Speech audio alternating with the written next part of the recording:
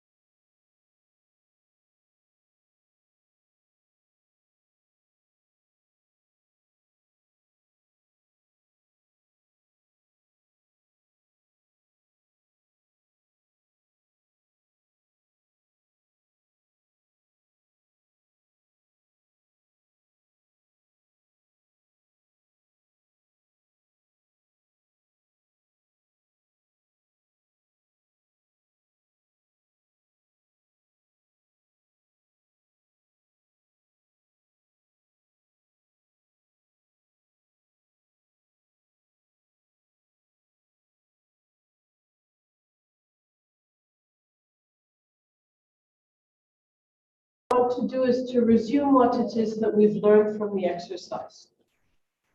So far, as I've emphasized in this in the workshop, what we're doing is simply learning the methodology.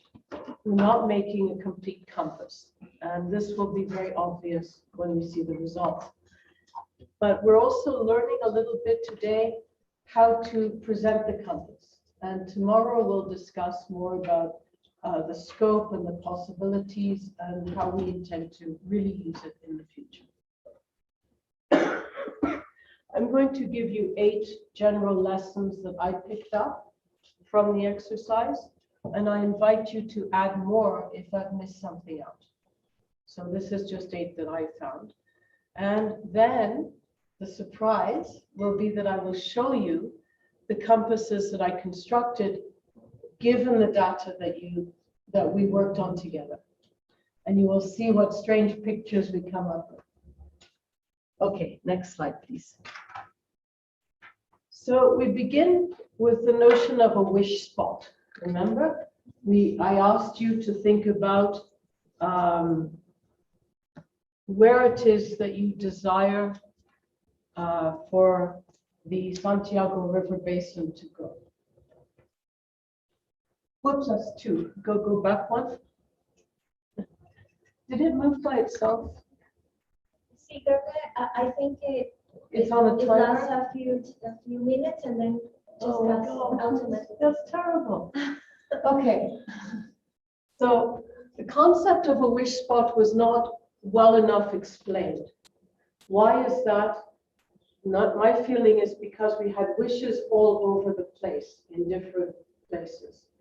And I think if you're going to use the compass to communicate with other people, it's a good idea to spend enough time that people understand really what the 3 qualities are, and wait until there's more consensus, that people really have an idea of where together they want to go.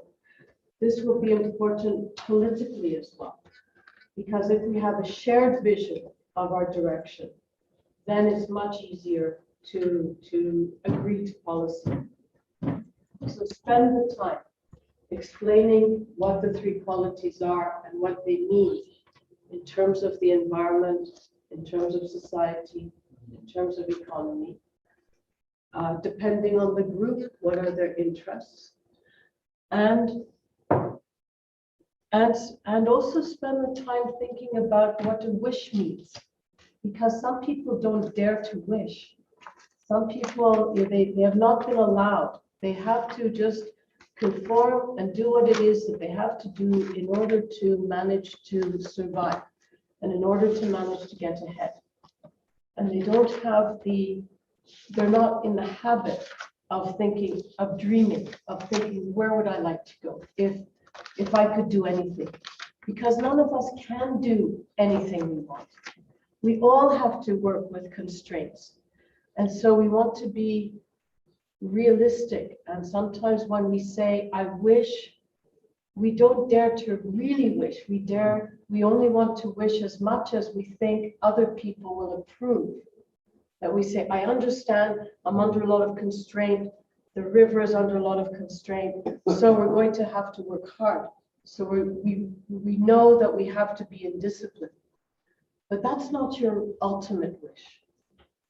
So to think about what that means, and that's very important. Again, why it's important is because if we have a shared, if we have a shared vision of where it is that we want to go, then people will find it easier to understand the compass and the compass readings. Come in. So that was one lesson that I learned. Second, data comparison. This is very, very important. And this is something we had to repeat many times through the compass construction exercise. So we have to choose a baseline. We have to choose what it is that we're comparing our data to. So if we're talking about the Santiago River Basin, what are we comparing that to? We might want to think ahead. Why are we choosing this baseline and not another baseline? This also has to do with our justifications, right? So this is a very important move. It's a very important part of the construction of the compass because the results will look very different depending on what we take to be our baseline. If we take it to be the whole world, or whether we take it to be just the region, or whether we take it to be the whole of Mexico, or the whole of North America, or the whole of North and South America together, completely different ideas about what's going on. So this is a very, very important and philosophical decision. It can also be a very practical decision. Who are you making policy recommendations to? Are you making them to the UN, or are you making them to regional government? Are you making them to municipal government? That will help you to decide what is the baseline. So, and we want to be able to shift those. In some sense, once we've decided on the baseline, we actually are constructing two compasses at the same time. We're constructing the compass for the baseline in the back of our heads. We could have done that. We didn't do the analysis for the baseline for the whole region of Jalisco. We didn't do the analysis about angle and length for each of the data points, but we could have done that. And that will give us, that compass gives us the context for the region of the Santiago River Basin. We need context because we have to be realistic. These are not absolute numbers, they are relative numbers. So the data comparison, oh, can you turn it back to 2? So data comparison is very, very important. There's no point in my telling you a statistic all by itself. 3 people died of COVID-19 yesterday in Guadalajara. That makes sense because you've been watching all of the data about COVID-19. You've been fed a lot of data. So you have a context already in your head. But if I told you 3 people died of lung cancer yesterday in Guadalajara, you haven't been following the statistics. You don't know how to compare that. You don't know what it really means. So the basis of comparison becomes very important. And that has to be the same for everybody. Otherwise, you make an arbitrary compass. It doesn't, one data point is compared to the whole of North America, another one is compared to Jalisco province, another one is the whole of Mexico. It's not going to make any sense. It's not going to be objective. Okay, number 3. The notion of investment. So this came up and it was a very interesting point. So I had said that we normally think of investment in terms of excitement because investment is always risky. But we want to distinguish between government investment in infrastructure and private investment. When I, as a private person, invest, I take a big risk. Or my group of people who together we're going to invest in the region, we're going to set up an industry, we take a risk. And it's a private risk. We will fail, not someone else. The government, when government invests, it's to provide the infrastructure so that private investment is attracted to the region. And so it's not risky in the same way. It's risky if nobody comes and invests. But it's really to give infrastructure to pay, to give the preconditions so that investment can come in. So it's not this, so we don't analyze it in the same way.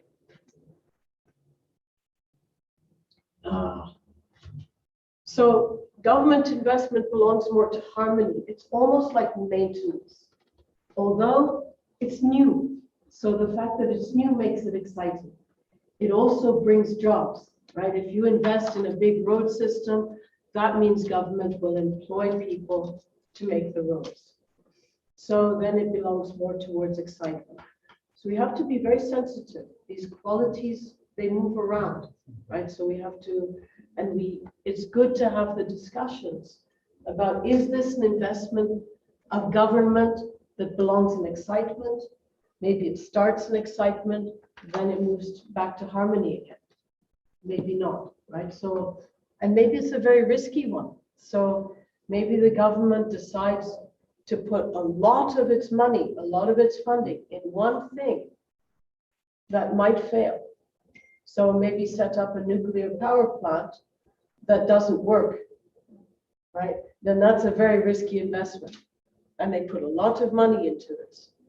That when they put money into this, they take money away from something else.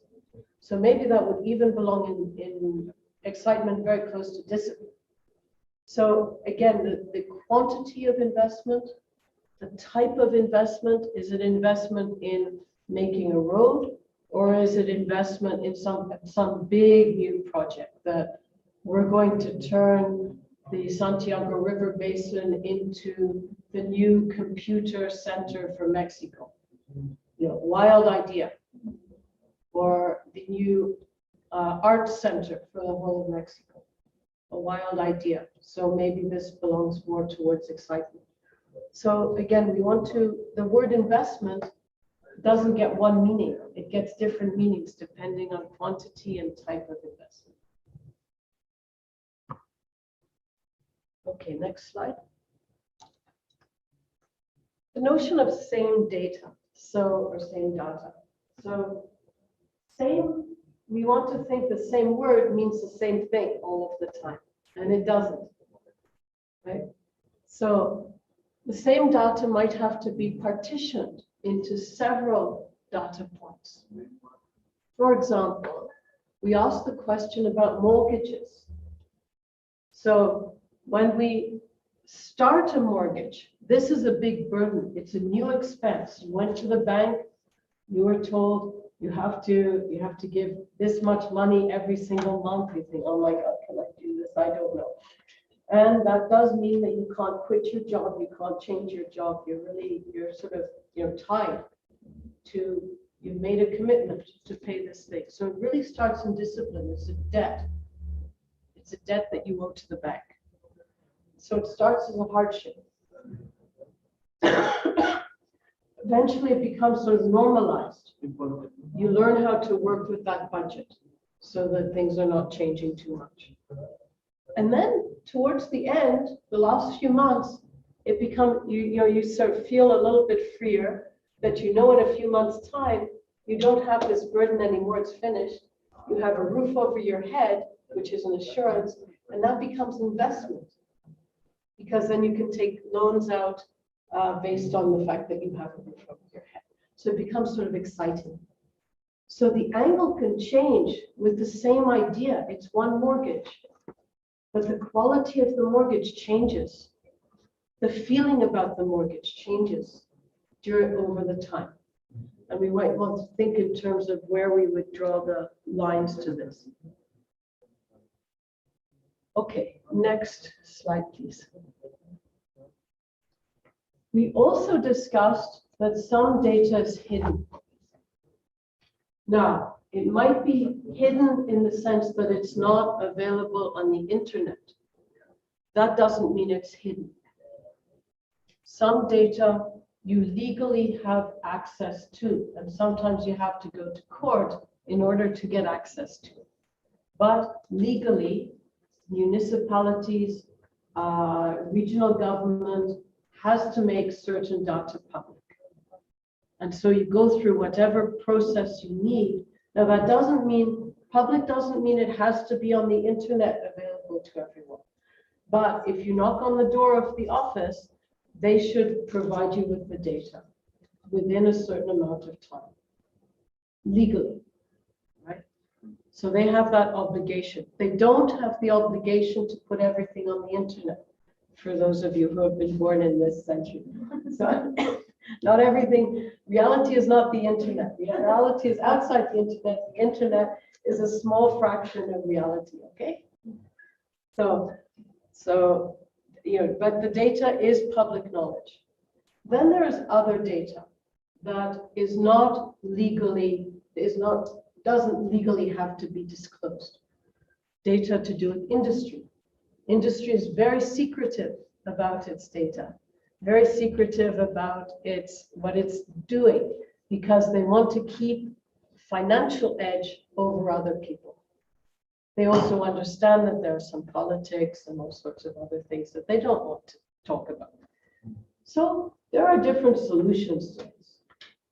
One of them is just to explain to them how you're using the data. And they might say, okay, you sign an agreement that you do not disclose the data to anybody else. We will give you the data. Because what you're not doing is setting up an industry next to them and competing with them. If that is their concern, then you tell them this, that we're not interested, we're not going to set up an industry. So they might be happy to let you have the data. For those purposes, you have to sign a form saying you will not disclose the data, especially to a competitor. If they're still not willing, they don't want to tell you the details. So then you say, okay, what we can do, what we need for our compass is an angle, and we need a length. We train you how to do the data analysis. You come back with us with angle and length. Then they don't tell us a word about how much mercury they're putting in, etc. They just tell us the angle and the length for the mercury is this. We don't need to actually know the numbers. The numbers are hidden, they're blacked out in the table. Okay? That's a possibility too. Or we can challenge them. We leave it blank and we guess. And then they might say, no, we don't put that much mercury into the water. Oh, well, tell us how much you put in then. You correct us. Yeah. So we can challenge them to tell us a little bit more, to give us some more accurate measure than what we thought was going on. Or we found out ourselves. We take samples of the water and we measure. And again, we guess. We say there are 3 industries that might be putting mercury in the water. Divided by 3, we think your industry is putting in 1/3 of the mercury in the water. I don't know. Again, it's a kind of guess. We take samples. If the industries are located in different parts of the river, then you're going to find different mercury amounts further up the river than in the middle and in the bottom. So you can make a deduction about how much mercury this industry is putting. You just have to do the sums. Okay, next slide. Names for the data. So the language becomes very, very important. How data is expressed in data tables that are available to us on the internet or in reports might not be how we think of those words. So for example, we were told the percentage of land in the region that was used for agriculture. And we thought any agriculture, which meant when I grow potatoes in my backyard, when my neighbor has a pet goat or a goat that they milk and some chickens, we thought that was agriculture. But we thought, gosh, it didn't make sense because the amount was too low. It was too small an area. So then we thought, gosh, maybe what they mean is not agriculture the way we thought of it, but agriculture in the sense of economic agriculture, agriculture to put on the market, which is probably what government is interested in. They're interested in taxes, and they're not going to tax Juan, who has a goat and some chickens, right, for having a goat and chickens, because nothing is being sold, there's no money being exchanged. So taxes are not lifted on that sort of information. So we have to check with the people who wrote the report, what did you mean by agriculture?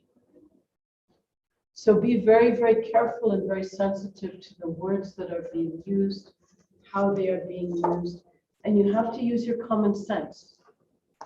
Does your common sense, you have driven in the area, you have seen the area, how much of it is agriculture and how much of it is not? And how do we define agriculture? Maybe it's defined in different ways by different people. So sensitivity to words becomes very important.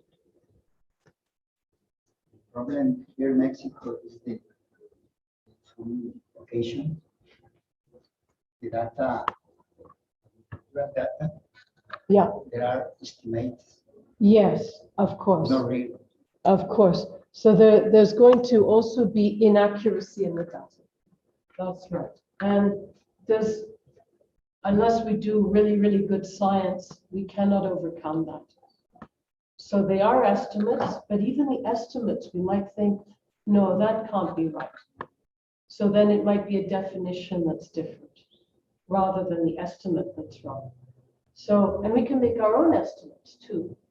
So things like agriculture, you might be able to see some agriculture using Google Maps. You know, you just look and you see, you know, this is a big field with a bunch of goats in it, or this is a big field with cattle in it, or this is a plantation of maize or something. So you can see them. But as someone pointed out, avocado trees, you can't see by Google Maps. So then you have to think, okay, it's going to be more than that. So you're right, that there's a lot of inaccuracies, there's a lot of guessing that takes place in the data that is revealed. That's correct, and you have to be very careful about that too. Thank you for that point. So also inaccuracy of data. So this is something I actually did not include. So be careful about inaccuracy of data. Next one. Many times when we discuss the data, I heard a whole story, a whole long story, and that was good because that will figure this is not lost information and it's not lost time. It's something that we will use when we make our policy recommendations at the end. Because what we learned, for example, is that there are many, many water treatment plants. Lots of investment in water treatment plants, but they don't function.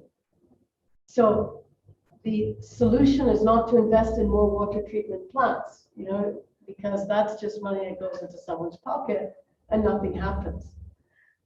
Instead, we need to ensure that the water treatment plants are working, that they are doing their job. That's where the investment needs to be, not in making more water treatment plants. Those stories, the reasons why, are the underlying, what we call the underlying causes. So sometimes we talk about data, the stuff that we write in the table, we talk about it as indicators. They only indicate something. They are strong data because they have numbers, but they indicate other things as well. So we know, for example, that there's investment in water treatment plants. That indicates that the government is concerned about the water. Okay. But it doesn't tell us that the water is being treated, because there's going to be other indicators in the environment table that tell us the water is not being treated very well. Mm-hmm. And so you might think, gosh, we need to have more water treatment plants or bigger water treatment plants. Well, you go into the underlying causes and you find out that the existing water treatment plants don't function. So we don't need more. So this becomes very important when we make our policy recommendations, to be sure that we actually do something. I've heard that many times in the river basin area, people are very disappointed because government says, we're going to invest, we're going to help, we're going to do these things. Nothing happens. No real changes take place. For the real changes, you need these stories. We need to know why. We need to know what's really going on. And that's when we can really make changes, as opposed to just saying, oh, the water is not good, we make more water treatment plants. That clearly was not the solution. Okay, next slide. The last one that I learned, and I will invite you afterwards to think, and we had one about inaccurate data, so we'll add that as well. Worldviews. So this has to do also, we're returning back to the notion of a wish compass, about where it is that we envisage ourselves going at the end of the day. Where do we wish to be? That's an existential question about who are we? How do we see ourselves in this situation, the situation of the Santiago River Basin? Where do we see the basin? What is our part to play in this? What do we want the basin to look like so that we can flourish? We can be the people that we need to be. These are very deep philosophical questions. And they have to do with your worldview. They have to do with your upbringing, whether if you belong to a particular religion, this will shape your worldview. If you've had a certain type of education, this shapes your worldview. Your experiences will shape your worldview. The things that you have learned from, the art. Artists are great communicators. They teach us. They ask us to think about things in a different way. And this shapes who we are. It shapes our worldviews. More narrowly than a whole worldview concept, a way of looking at things, a whole ethos, we might also think about theories. And we learned that depending on your economic theory, you might decide that if too much of the investment and the money is clustered geographically in one place, this is bad economically. Not everyone agrees with that. Not every economist says, yes, that's true. Some of them, they don't care. They say it doesn't really matter because it will spread out anyway if it has to. This is not the issue. Because the trickle-down effect is, they think the trickle-down effect actually works. If you want arguments against trickle-down effect, then read Piketty's book. He's got this very, very thick book. And he shows that it doesn't do anything. So with lots and lots of data, right? So that theory is a wrong theory, or scientifically it's proven to be wrong. And so we need a more updated theory, which tells us that clustering money and clustering investment geographically is bad just economically, let alone for other reasons about society, etc. So, and the last one, we should re-emphasize the one that it was stupid of me to forget about it, but the idea of quality of data, that a lot of it that we find on the internet doesn't tell you the truth, okay? Even a government report doesn't tell you the truth. They have to make estimates. They have to make guesses. We have to make guesses, right? And the objectivity and the compass will come. We will make many, many, many guesses. And the hope is, I'll show you a little bit now about the dialectics, well, we'll do the compasses in a moment, but that the objectivity will come out in other ways, that will still have a fairly well-rounded picture. So let's go to the next slide. So the quality of the data, we should be careful about it. Not only about how it's named, but also be aware that these are estimates, right? How do statisticians make an estimate about something? Well, they don't actually count everything. They wait until there's a certain amount of convergence. Or they take a sample size. Are there other lessons that some of you learned from the exercise before we take a break? I just summarized a few that I noticed. Yes. I think for me it has been difficult to formally define what the categories are, the main categories. This harmony, excitement, discipline. And when it comes to dialoguing, what's going to be inside each set, I think it's sometimes a bit ambiguous. Maybe, I don't know if there's like a guideline or. I've tried to be I think I can be fairly precise, especially about the economic data. And I can be fairly precise about the environmental data.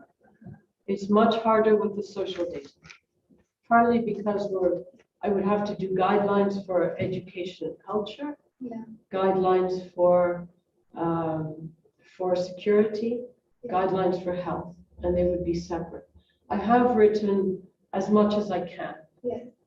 So there is stuff in the book that is fairly precise, but I cannot be completely rigidly precise. No, because words like investment or mortgage, right? Yeah, exactly. Mortgage doesn't belong in one place. Uh-huh. It belongs in several places. Yeah.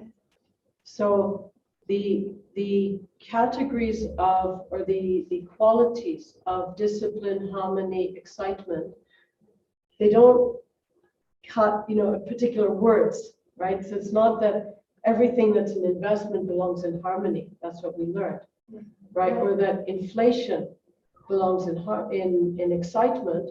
But sometimes inflation can be too much. There's hyperinflation. When it becomes hyperinflation, so that all of your savings suddenly become, nothing, then it belongs in discipline.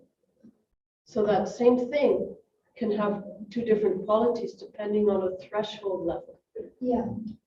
And I'm thinking that maybe this could be compensated when one dialogues with the community and everybody just agrees that we are placing something into the same. Yes, yes.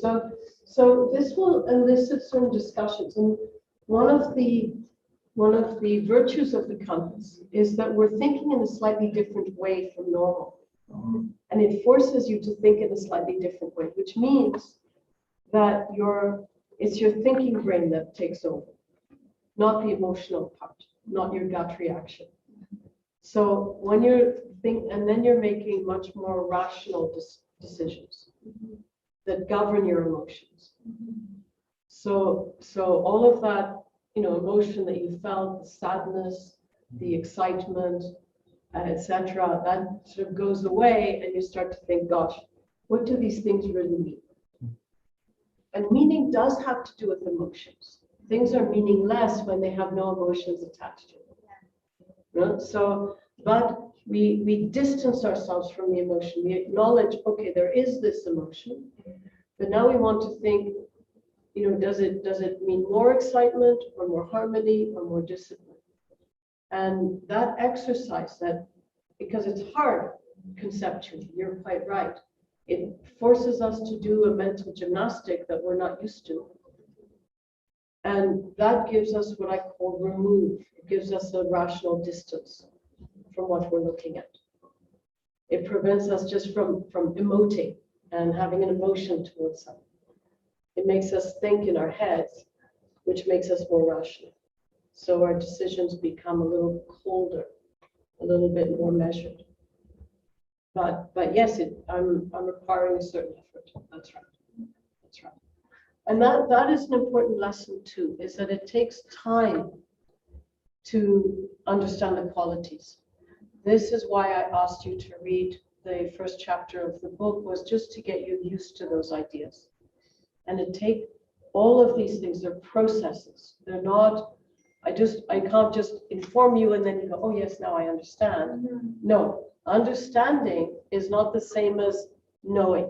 Knowing means I can trot out the phrase, right? I can repeat what you said. Understanding means I really feel it. I've put on the glasses and I go around, I walk along the campus of the university and I say, harmony, discipline. I see some garbage, discipline. I see the nice trees, I say harmony. I see the marketplace where people are trying to sell things, excitement. Yeah. I see the different faculties. I mean, you might even associate with different qualities. You start to think in those terms, but that takes time, and it takes getting used to, and we should be patient about it. And this the notions of each category. They are based this ancient. That's right. This is, so the three qualities, this comes from very ancient wisdom. It comes from also very different philosophies and religious views. And therefore, they have stood the test of time. That this is not arbitrary. I didn't make it up one evening, suddenly as I woke up at 2 a.m. and aha, I'm going to use these three qualities, gold, orange, and blue or something. So, and that would be silly, gold, orange, and blue, because orange and gold are very close together, right? Blue is completely different. So that would have been a silly idea. So I chose those ideas because they are very ancient ideas. Luis Fernando González has a comment. Yes. I consider that when the topic refers to well-being, subjective can be tolerant. In that sense, the data may not be so precise, but the source should be. Just like environmental impact studies, when trying to prevent negative impacts, subjective is to a certain extent allowed. Yes, of course. So how we feel, so there's going to be two, especially when you're dealing with environment and environmental impacts, there are two things. There's the science, right? That we've lost 8 species of fish in the river. That is just a scientific fact. That's not subjective. How we feel about that, whether we are concerned about that, that is subjective. That has to do with your worldview. It has to do with whether you think that having a balance of fish species is important. It will have to do with your knowledge of how ecosystems work. If you have no knowledge of this, you might say, well, who cares? So that will be subjective, that's true. But we want to distinguish, when we're talking about environment, there's going to be a hard science. So there's going to be questions about measuring the vitality of an ecosystem, on biodiversity loss, on use of our fund of low entropy. This is just scientific data that the scientists go out and they find out. Our reactions to it, whether we care or not, that is subjective. That's correct. Does that answer the question?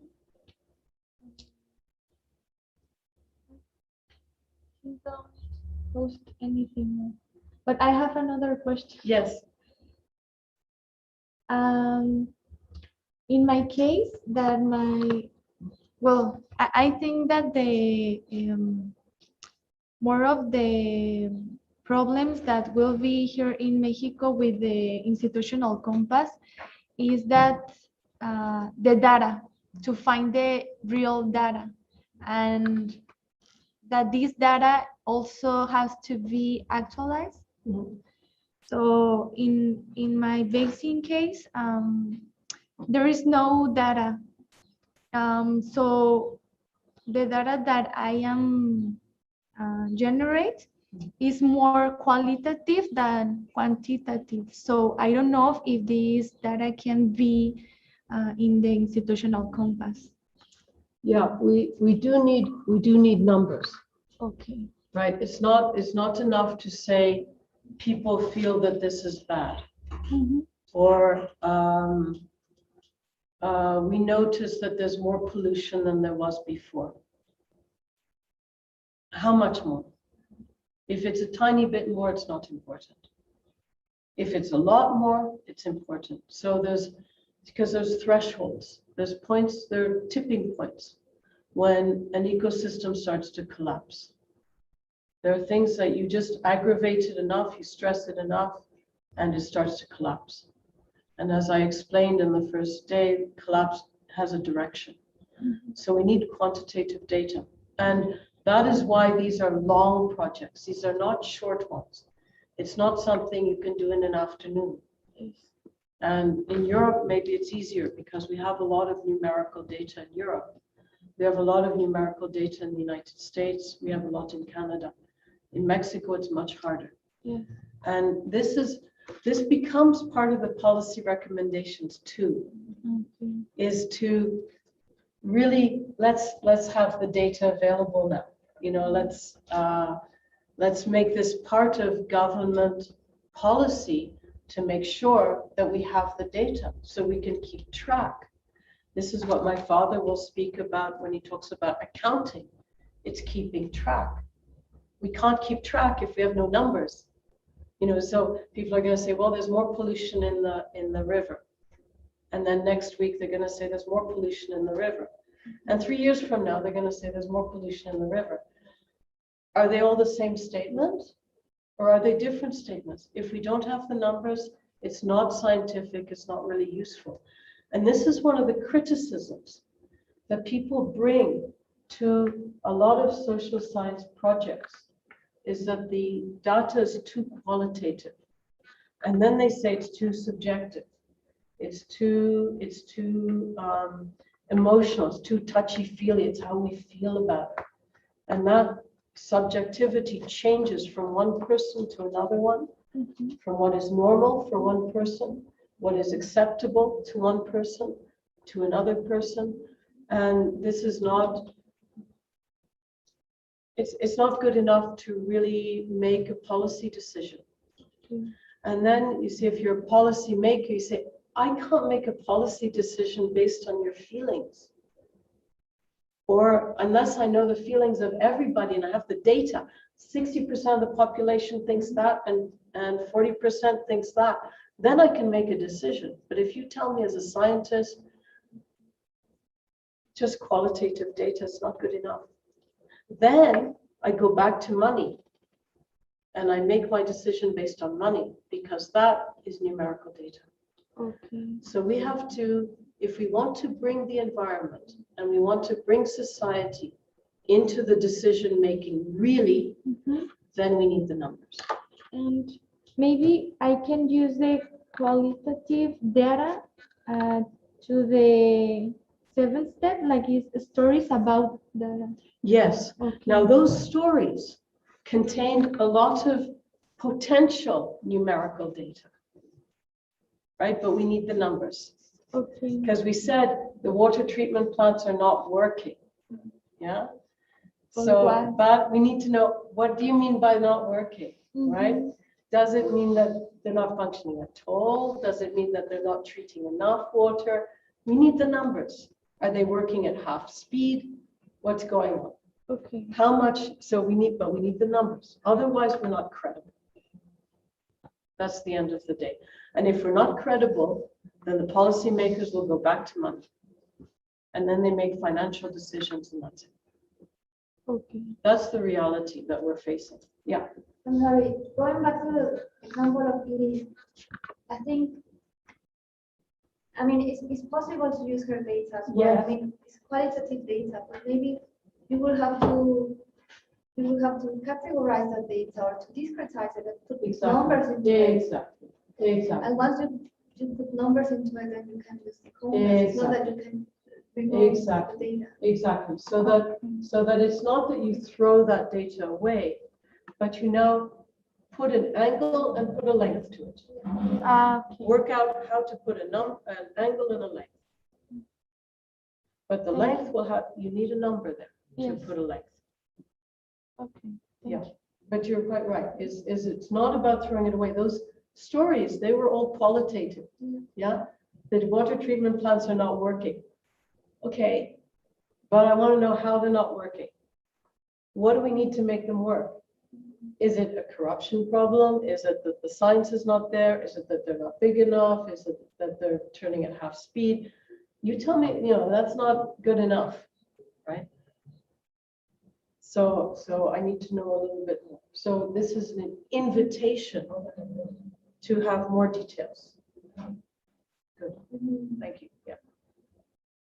Okay, I suggest that we take a little break, and then I'm going to show you the compasses, show you what you've actually done so far. And I'll invite your reactions to this. It will be quite interesting. Okay. Oh, sorry. Yes. Gonzalez has another comment. Yeah. He says that the comment was in the sense of the term of reference and add subjectivity. And also he says, thanks for sharing. When it comes to common benefit and intergenerational commitment, projections into a possible future can bear a calculated error. Can be? I can be a calculated error. I don't understand. The projections into the future might be an error. Of course they might, because we can't measure the future. So I don't really understand. Yes, it's not clear. Yes. Maybe write it in Spanish and see if someone else can translate it into English. Okay. So do that during the break. So thank you for the question, but we don't understand it. So maybe write it in Spanish and we'll translate it here. And after the break, we'll address the question, then we'll move on to the campuses. Okay. Good.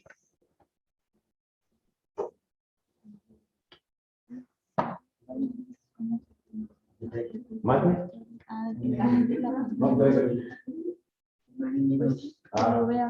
Oh, how many minutes? I don't know, 5 minutes? Ya no está grabando, ¿verdad? Sí.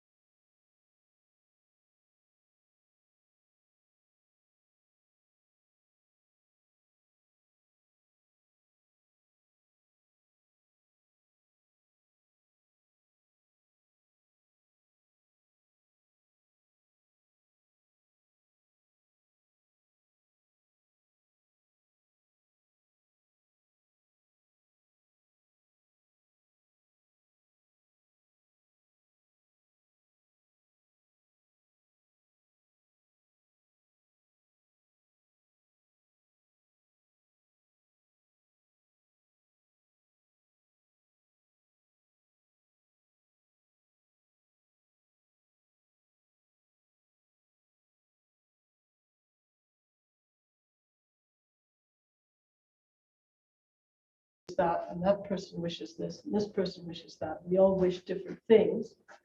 And what do we together want to see? Because as a political project, we work together on that project. Abby? That's what I wanted to say about Ya tienes, what ¿verdad? I acknowledge from all this is that it can be an individual, it's really a collective process. That's to- right. To That's build right. a company. That's right. Otherwise, it's not working. The thing is that in real terms, in applied terms, Yeah. the thing is that for this campus that we want to build, we have to have a strategy Mhm.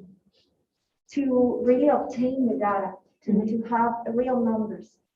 I'm thinking, for example, that we do need a biologist that is Yeah. involved. Absolutely. We Yeah. need, we need We need a ecologists. transdisciplinary team. Yeah. Because there's things that we have to, there's things that, for example, for me, I don't understand for the environmental part, Yeah. right? Or the economy.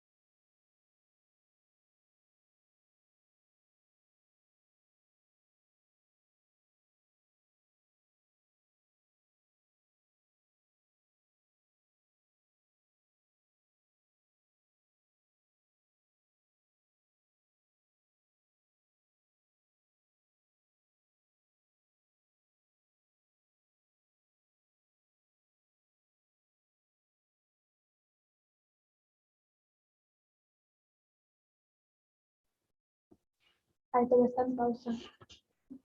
Okay, so now we go to the next chapter. Right? So we look at the compasses, which I constructed using a compass, a protractor, a ruler, and a pencil sharpener. And that was what I used, okay, to make these compasses. And they look sort of like messy diagrams, like this, like that, and like that. Okay, they're just sort of messy things. But I've made them nicely for you on the computer. So we know that we spent a long time analyzing the data, on deciding on an angle and deciding on a length on each data point. It took a long time. We have to have the patience to go through this.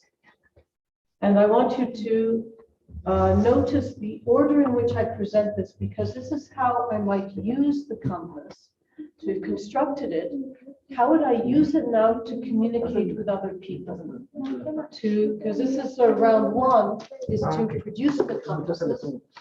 Round two is to elicit reactions of people and see what they say. Do they say, oh, this is okay, this is exactly how it should be? Or do they say, no, Michelle, you're completely crazy. This is not what the world is like at all. In which case, maybe we're missing data, or maybe we didn't analyze the data correctly. So we go back. So now we're going to make, using the reactions, we make a more complete compass. We started with something, the data that we analyzed was very partial. So this is not good information yet. Okay, we don't have complete compasses. We have only partial compasses. Okay, so again, we discussed these three qualities. What is harmony? Harmony means everything is going well. It's light, it's easy. It just goes along, it flows. It's nice, it's pleasant, it's airy, breezy, not shocking. It's just things are just moving along. Maybe they're a bit boring. Going towards discipline. What is discipline?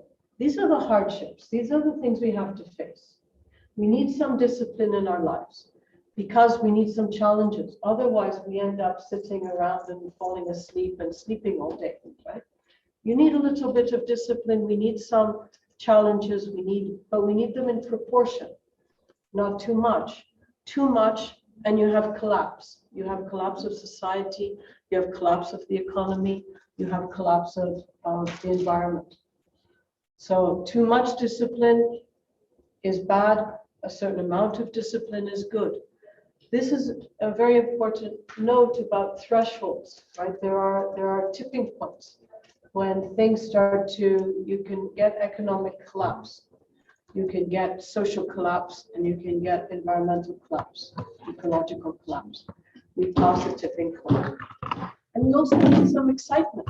We need for things to be, to stimulate us, to move us, to push us around so that we don't stay stuck. The world around us is changing anyway. We want some of that change to be stimulating. It might be scary. We had a question actually before about generations, and I think more or less, from what I could understand from the question, it was about different generations having different aspirations for the wish compass. And that's true. People are going to have different aspirations. And let's move to the next slide, as I'm going to now address that. So remember what we had for our wish spots. They're all over the place, right? And similarly, with different generations, different character types of people, they're going to wish different things. But if we're going to do a collective project, if we want to think in terms of government policy, we don't think in terms of, I want to satisfy this person and that person, and I ignore everybody else. We want to think in terms of collectively, what do we want? We need some discipline, we need some excitement, we need some harmony. And it's a long social discussion, but we still belong together to a community. And we have to get along together in order to realize change in a good direction and agree upon the direction. So this is why I suggested earlier today that we spend the time to discuss the qualities and discuss the proportions of discipline, excitement, and harmony so that we get convergence. And that will take time. It's not going to be easy. It doesn't mean everyone's going to agree. But taking that time is worthwhile because then we can work together towards a single direction and we have a sense of where we're going. So wish spots are, and again, what I said before was that sometimes people don't dare to wish. They realize that what they should do is wish in a very modest way. Wish in terms of what's realistic. But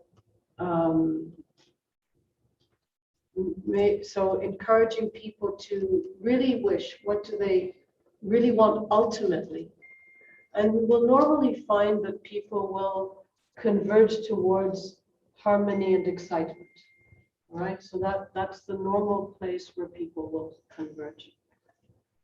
So we take the time to find some way of converging that vision so that we agree that this is where we want to go. We might say, my part in this is I'm going to assume all the discipline part. I'm going to be in charge of the police force.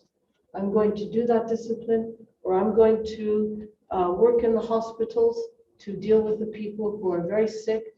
I'm willing to do that in order for the whole of society to work towards harmony and excitement. See? So we need all three. So, and those are long discussions, they're existential discussions. Okay, the next slide. From the data that I gathered from the last 2 days, this is the result of the 3 compasses put together, the economics compass, the environmental compass, and the social compass. Where is it? It's in discipline. So this is actually what's going on. Actually, we're in discipline towards excitement. That means things are pretty chaotic. They're pretty frightening and they're chaotic. And they're not succeeding very well overall.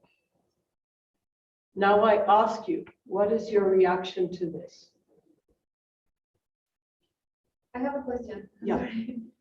So this single vector or line is the addition of all individual vectors we did in the different environment, economics.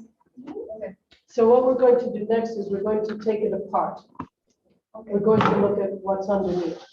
What does the economics compass look like? What does the social compass look like? What does the environmental compass look like? This is holistic impression. So you live in the Santiago River Basin area. Does this reflect what you think is going on in this area? Just generally, is this your feeling? Or do you think it should be pointing in a different way? Do you think it should be shorter? So again, this is an exercise in reflecting about the qualities. What do the qualities mean?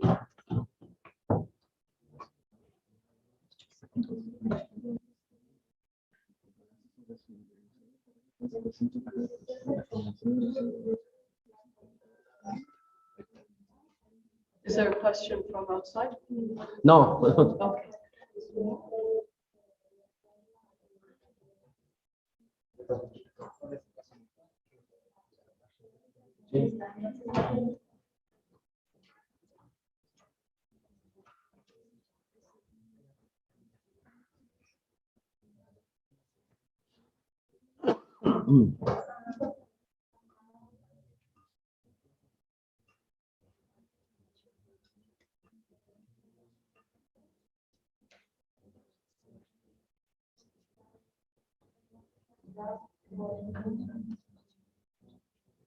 I'm seeing people nodding. I think that this is about right. Okay, so that's very interesting. We have very partial data. Yeah. I'm sorry, so in terms of the communities that the arrow is in discipline towards excitement. Discipline tells you that there's a lot of stress, but and that it goes towards excitement, it means That it's quite chaotic, right? It's very unsure. There's a lot of uncertainty. We don't know. It's a little bit frightening. You know, there's a lot of, it's things like uncertainty, chaos, fear, a sense of insecurity. Yeah. They're telling me that maybe it could be a little more towards excitement, More in excitement. more excitement. Okay. What does it mean if it's in the middle of discipline and excitement? It's still, It means it's halfway between excitement and discipline, right? Yeah. So what are the adjectives that go close to? So it means it's chaotic. I mean, it just happens to be. Why did it move? Don't make it back.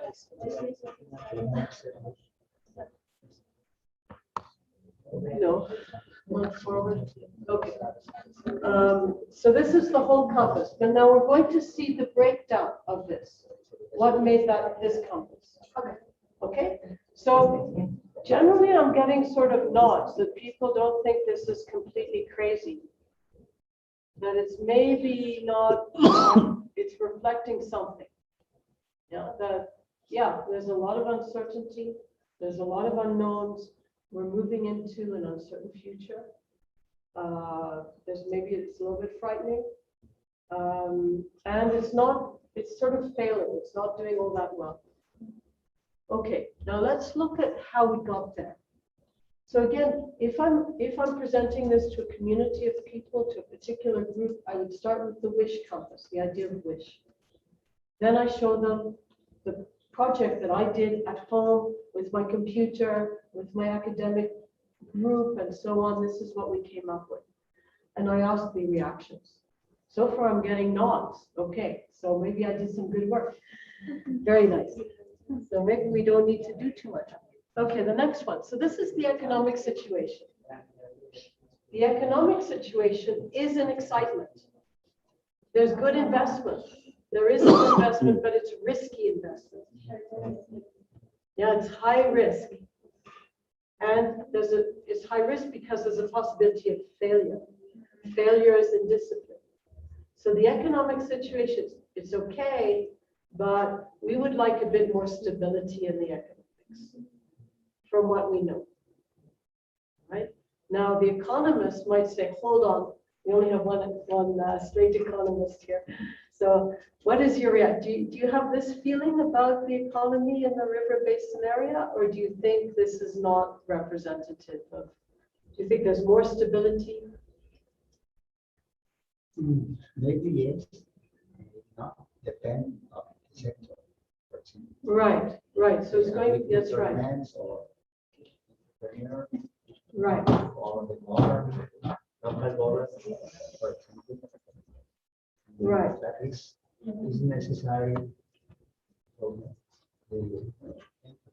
That's right.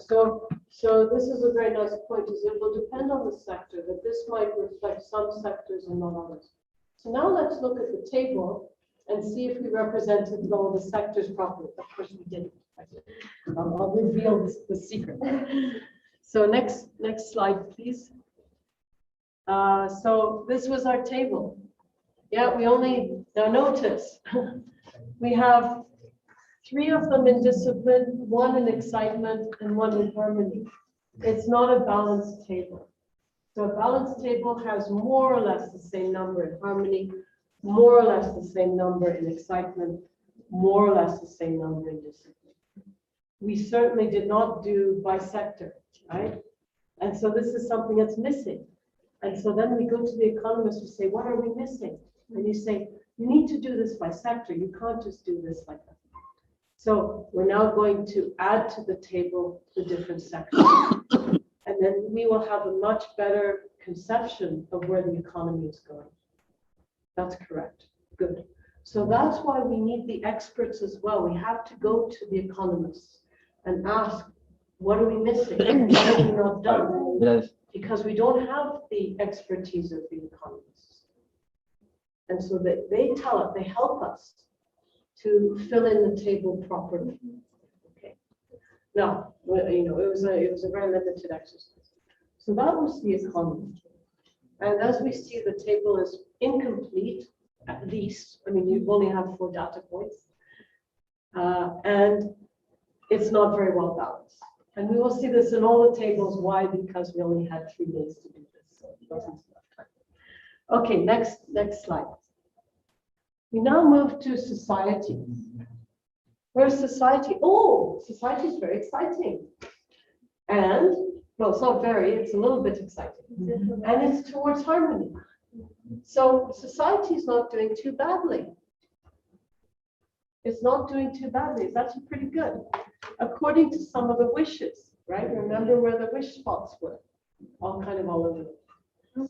So, but what would we normally want to do? We would want to strengthen this. We would want to make the society stronger.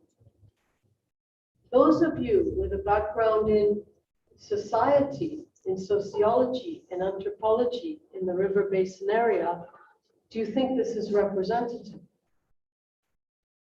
I think we lack of data because I remember yesterday we haven't seen data in discipline, and that's going to change quite a lot the angle. That's right. Yeah. That's right. Yes. I'm sorry. Here in this case, what does it tells me that the arrow is too short. So the shortness means that there's more balance between the three qualities. Okay. When it's very long, it means it's very strong in that quality. In excitement would be, if it's very long, then it's very. So excitement, as you know, it doesn't just mean one thing. It means excitement towards harmony, excitement towards discipline. This is excitement towards harmony. This is good excitement. This is stimulus. It's stimulating, it's good, it's bubbly, but in a nice way. It's a very easy way, right? But it's moving. But it's quite short.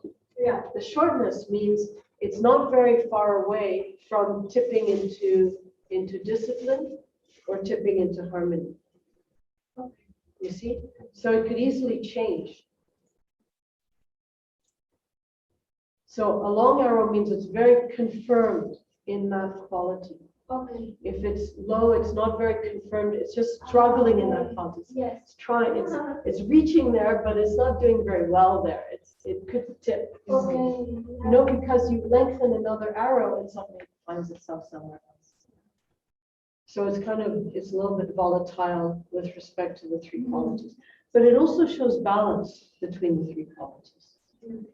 That there's a good proportion of harmony and excitement and discipline. Yeah. Now, does this accord with your view of the Santiago River Basin area? Is this socially what's going on? No, we got so, and as we noticed, doing the social table was actually, this is the most complicated, okay? So this is a longer exercise than for the economist. The economists are well organized. You know how to make these calculations. It's relatively straightforward for the economy. So you get a fairly accurate picture pretty quickly. But for the sociologists, it's a lot more work. Sorry, that's how it goes. Yeah, but only because Society is complex. I think we did a really good job. The thing is that it wasn't enough time to see the discipline. That's Okay, so let's look at this. So what's the next slide? We have 1 discipline. yeah, We have 2. We only had 4. yeah. We had 4. Okay. It took so long to discuss each one of these things. Almost an hour for each one. Yeah. Okay. So remember that. So we had. Sorry about the colors, by the way. I don't have a good secretary to deal with the tables. So these are a bit of a mess. But we have only 1 in discipline. And We have it's really 2 of them in harmony, and we have 1 of them in excitement. And the discipline one is not making any difference at all. That's the thing. It's not doing anything. So again, we don't have a very balanced table, right? We should have more or less the same number in harmony, more or less the same number in discipline, more or less the same number in excitement. We don't have that. We only have 4 indicators. So actually, it almost is imbalanced, because if we had one fewer in harmony, it would be a balanced table, but it's not a very complete table. We don't have an equal number of health statistics compared to security statistics, compared to in culture and environment, culture and education statistics. Again, that balance should be looked for. Yeah. Could you explain, Professor, what do you mean by corrected length? Okay, corrected length. This is by sector. Because there might be different amounts of data in each sector, and because we add the vectors, we don't want, just because we have 20 indicators in one sector and only 1 in the other one, that sector gets much more emphasis than the others. This is data about a sector, about a quality. So we divide the length, the initial length, by the number of things in discipline. There's only one thing in discipline, so it stays. There's only one thing in excitement, so it stays. But there are 2 things in harmony, so they get divided by 2. So this allows for there to be 20 data. So sometimes in social data, you don't get the same number of data, and you shouldn't be constrained to have exactly the same number of data for each idea. But so you might be able to find lots of data about health, but not very much data about culture and sports and education or something like that. So that should not matter, because otherwise it gets overrepresented if you get lots and lots of data concerning health.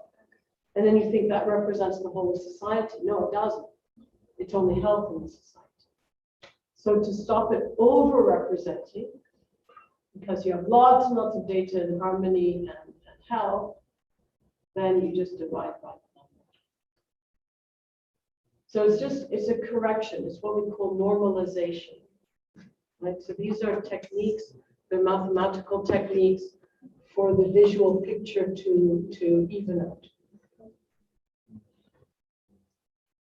Okay, so that's the society table. We notice it's not very well balanced, and it's very, very incomplete. It's not balanced on 2 axes.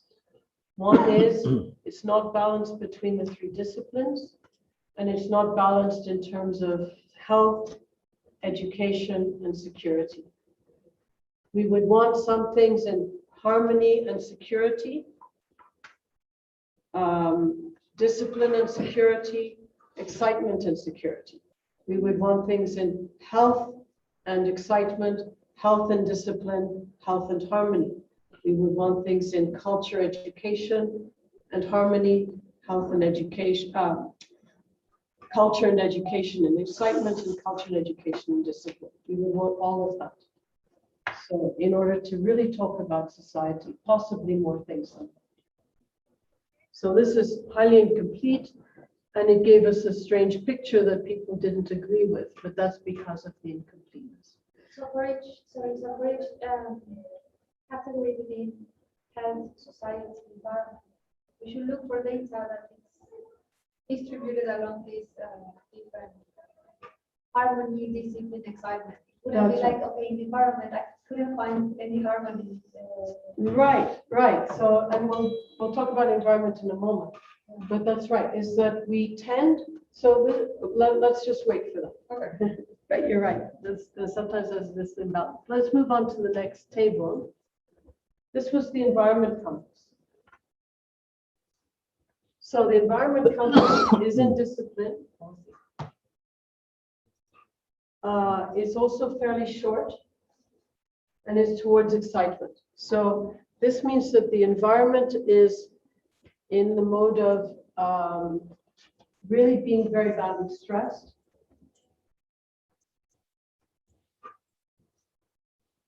And there's quite a lot. So remember that for the environment, excitement means man's control over nature. So excitement is agriculture. Excitement is when we plant things, when we enhance nature, when we extract things from nature. Harmony is when nature is being left alone. So there's not a lot of natural space that's just left alone. There's not enough of it. But there is some. And we didn't have, right on the table, we didn't have how much land is, for example, preserved land, your natural preserves. That would have given us harmony data.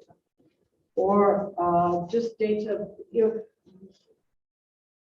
and discipline is stress on the environment. This is stuff that is too much for the environment. The environment is not coping. So the trees are finding that they're being cut down too much, or the ecosystem is starting to have a really hard time. Although it doesn't have this roughness. Sorry. The arrow doesn't have this roughness, just it's small. Yeah, it's quite small, so it's not stressed completely yet, right? It's not terrible according to the data that we have. Again, we don't have very much data. Yeah. So it's fairly close to the center. It's a fairly short arrow. So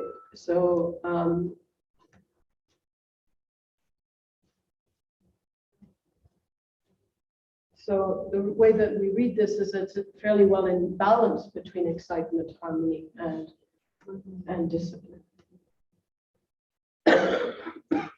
Okay, let's turn to the table. And we'll notice again that we have, in fact, we have nothing in harmony, right? There is nothing in harmony for our table. That's very bad for the compass, right? That we really do want some balance between the three qualities. We have nothing in harmony. So it's basically our triangle flattened out and it was a straight line. Okay? There should be three pieces, and there were no three pieces, there were just two, so it becomes a straight line. So we see that we have a very imbalanced table. What are the harmony indicators? They are things about nature that are doing just fine. And as we remarked when we went on our field trip the other day, we looked at the river. We have this highly polluted river. We have this white foam coming out of the river, right? It's flying in the air. This is pollution. This is man-made pollution dumped into the river. And all around the river, there are trees, there are birds, there is life in the river, there's these plants, right? And this would prima facie indicate harmony. Nature is not disturbed by the pollution. Prima facie, right, from what I see. We now need to ask the biologists, are the trees suffering or not? Are the birds suffering or not?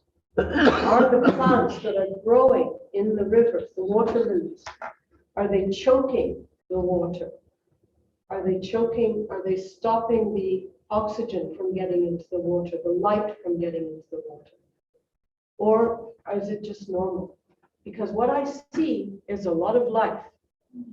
Even with all this pollution, I don't see death, I see life. Then now it takes specialized knowledge. I need the biologist to tell me, is this good growth or is it bad growth? So what we learn is that sometimes when the ecosystem is collapsing, you get an invasive species such as water lilies. They come in, they cover the area of the water, and they're still alive. They're doing just fine, but they are choking everything else. So then the ecosystem is in fact collapsing, even though what I see is greenery. So, but it's important when you are trying to give the ecological message, not only to say, this is alarming, this is alarming, this is alarming, discipline, discipline, discipline, collapse, disaster, etc. Because what I see is birds flying around. I see greenery. I see trees that are growing just fine.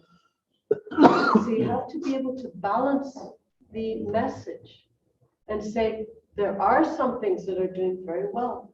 The water lilies are doing very well. But this becomes a problem for something else. So again, giving a balanced message between the three qualities is important for communication. It's important for the politics.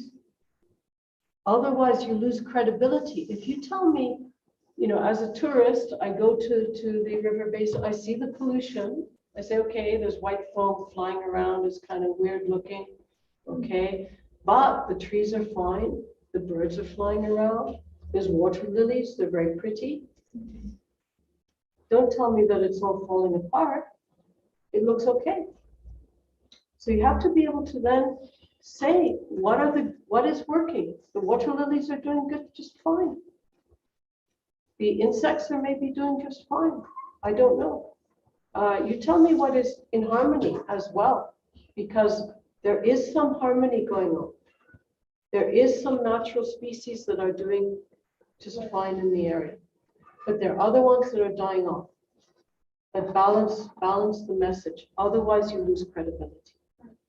And that might be some of the problem with the politics that is going on, in fact. Okay, next slide. So the lessons from the tables. What do we learn from these? Again, this was an initial exercise. We did our little academic work. We go to a community of people. We show them the compasses more or less in the order that we showed you. We noticed that the tables are all very imbalanced, right? Because we didn't have time. They're imbalanced between the three qualities. And then the social table is not balanced between health, security, and education culture. They're missing a lot of data. And that's why when you've done your compass behind closed doors in your offices with your internet and so on, you go back to the community, you go back to the economist and say, what are we missing? The economist tells us, look, you have to go by sector, you're not being serious. And the biologist says, okay, so you saw the nice water lilies, but by the way, the water lilies are killing off a whole bunch of stuff, right? Or the trees, they look okay, but inside there's a disease, you know, the roots are actually not doing very well. And in a few years' time, those trees will not be alive. But I can't see that. Then it's the biologist who will tell me that. It's the biologist who will tell me that 8 species of fish have died in the river. I can't see that. So it's the biologist who needs to tell me that. It's the sociologist who needs to tell me that I see people walking around, they look perfectly healthy. And it's the sociologist or the medical person who's going to tell me, no, there's all these people dying of COVID-19. I don't see them. Why? Because they're at home and they've got closed doors, right? So there's lots of disease I don't see. So it's the scientist who tells me how to look behind the door, how to see what's underneath, how to read what I see. And that's why we need specialist knowledge. But we also need knowledge from the communities because they see things we don't see. Academics don't see everything. It's the communities that are going to say, no, there's a real problem that you didn't notice. And we've got to include that in the table. So it's by using the compass as a communication device, when we show people and they say, no, you've got the wrong picture, man. That's not what's going on. Add this data. We add the data. And we get a more complete picture. So the compasses are not objective. They're not correct. They're not accurate at this stage. They become more accurate, more correct as we add more data because they become complete. It's like having a map, la carta, la mapa, that only shows the roads. well, you don't know that you have to go over a mountain in order to get somewhere, across a stream, or that the road actually goes, you need a car with the wheels really high, otherwise you won't get across the street, right? So there aren't enough details in the map. It doesn't tell you how long it will get somewhere because you think the road is straight, but it's not straight. So what we're looking for is accuracy. And that accuracy, that completeness, is what gives us objectivity. Okay, so now I have a question. We're at a juncture now in the lecture. We could stop here, or I have 3 more slides about policy decision making and how that works with the process. You want to keep going? Yes. Go on. All right, so we have the energy to keep going.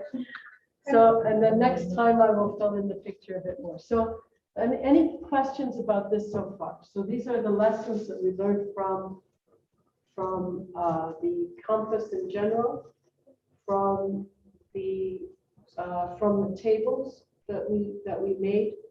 I mean, these are big lessons. They're very important lessons. And now we're going to imagine we've gone through stage 2, right? We've now shown this to the economists, we've shown it to the biologists, we've shown it to the ecologists, we've shown it to the sociologists, we went into the communities. Now we've got these beautiful, more complete compasses. And now we start to talk about policy, only now, right? Because so far they were not very good. Any questions? Anything from the people remotely? No hay preguntas. Yes.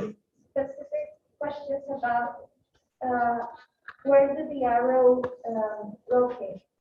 If it's an arrow that it's located just between excitement and discipline, will that change the significance? I mean, it's still chaotic?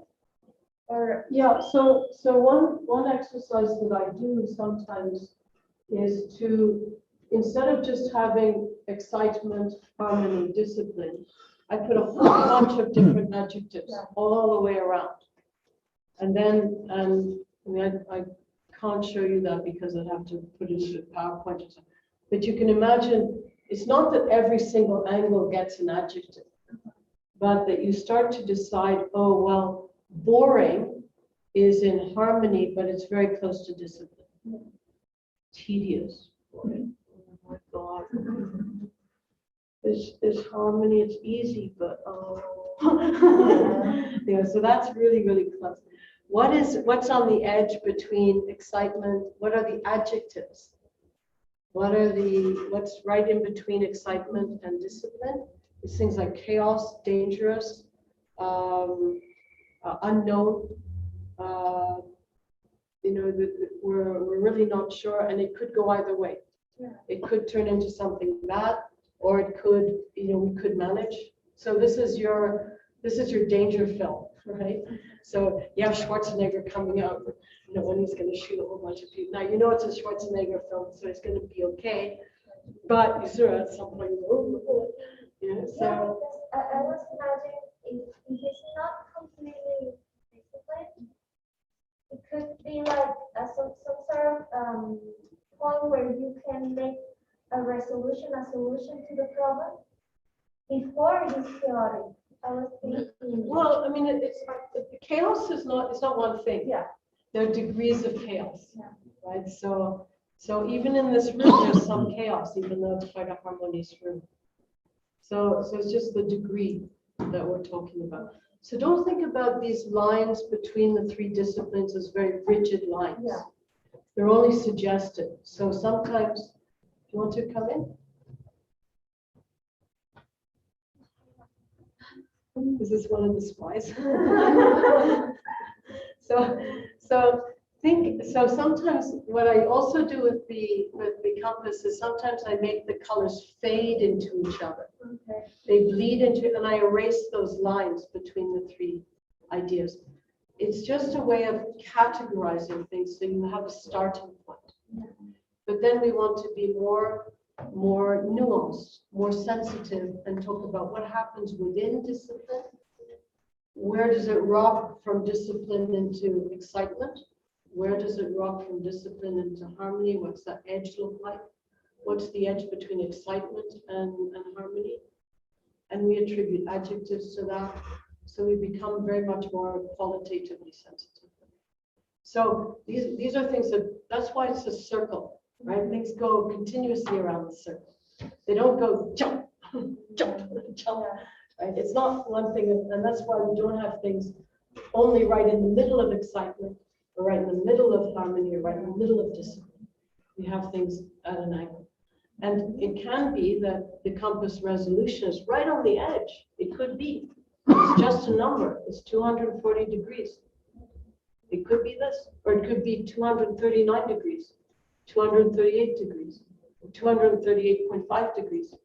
Any of those are possible, you see? So, and then we want to think, well, what are the adjectives we would associate with that? So they would be things like it's chaotic, it's unknown, it's a bit frightening. To what extent? It's not an exact science. And so, but if you do the exercise of the adjectives, then maybe that's helpful. But again, you should not get locked into it. Right? So you want to be a little careful about it. Okay, so yes, yeah. Sorry, maybe you're gonna elaborate this later, but when you were saying when all our data in a single, for instance, in social area goes towards discipline, we will have a very large arrow and a flat triangle. Yeah. And the triangle you refer because you add all the single vectors of that social area. You add them, you sum them, and then you have 2 points. So the vertex and the vector. But where does we close the triangle? Or Right, you don't. Right, the triangle only has 2 edges. So, you know, the third point. There should be something in excitement. There should be something in discipline. So excitement. There should be something in discipline. There should be something in harmony. There's nothing in harmony. So harmony doesn't get represented. It shrinks back into that 2 lines. Because there's gonna some vectors which are alike. For instance, just harmony, and we're gonna add the vectors of excitement. We have 0 in harmony. Yeah. 0. Yeah. Yes, but when we elaborate the triangle, it's because we are adding the vectors of harmony, of excitement, and discipline, right. and we have our triangle. That's right. So what does the triangle do? So we have, when I construct the triangle, when I do my little work with my, when I do my work, I add in all of the vectors with a corrected length. I do the vectors in excitement. I do the vectors in harmony. I do the vectors in discipline. So now I have 3 sector arrows. Yeah. I have the arrow for how much harmony is the society feeling? How much excitement is the society feeling? And is it towards discipline? Is it towards harmony? How much discipline is the society feeling? Is it towards harmony? Is it towards excitement? And then I make a triangle by joining the endpoints. Right? And then I find the center of the triangle, which is the average of all of those points. You see, so if I were to cut out of a piece of cardboard, I were to cut the triangle, I could balance the triangle on that center. That's the center of the triangle. So it's a kind of engineering conception of triangle, but it's also the average of the points, given that you have an infinite number of points you distribute by. But it's the average of the points, and it's that notion of average that we're looking at. The average between the 3 sector arrows. Okay, so let's move on to policy making. How do we make policy decisions? So again, round 1, the first part of the exercise is an academic exercise. You compose a compass. You do your economics compass, your social compass, your environment compass. You put them all together. Then you go back to the economists. You say, what are we missing? You add that data. You go back to society. You say, what are we missing? You add all of that data. You go back to the environments, the biologists, the ecologists. You say, what are we missing? You add all of that data. Now you have good compasses, right? Everyone's in agreement.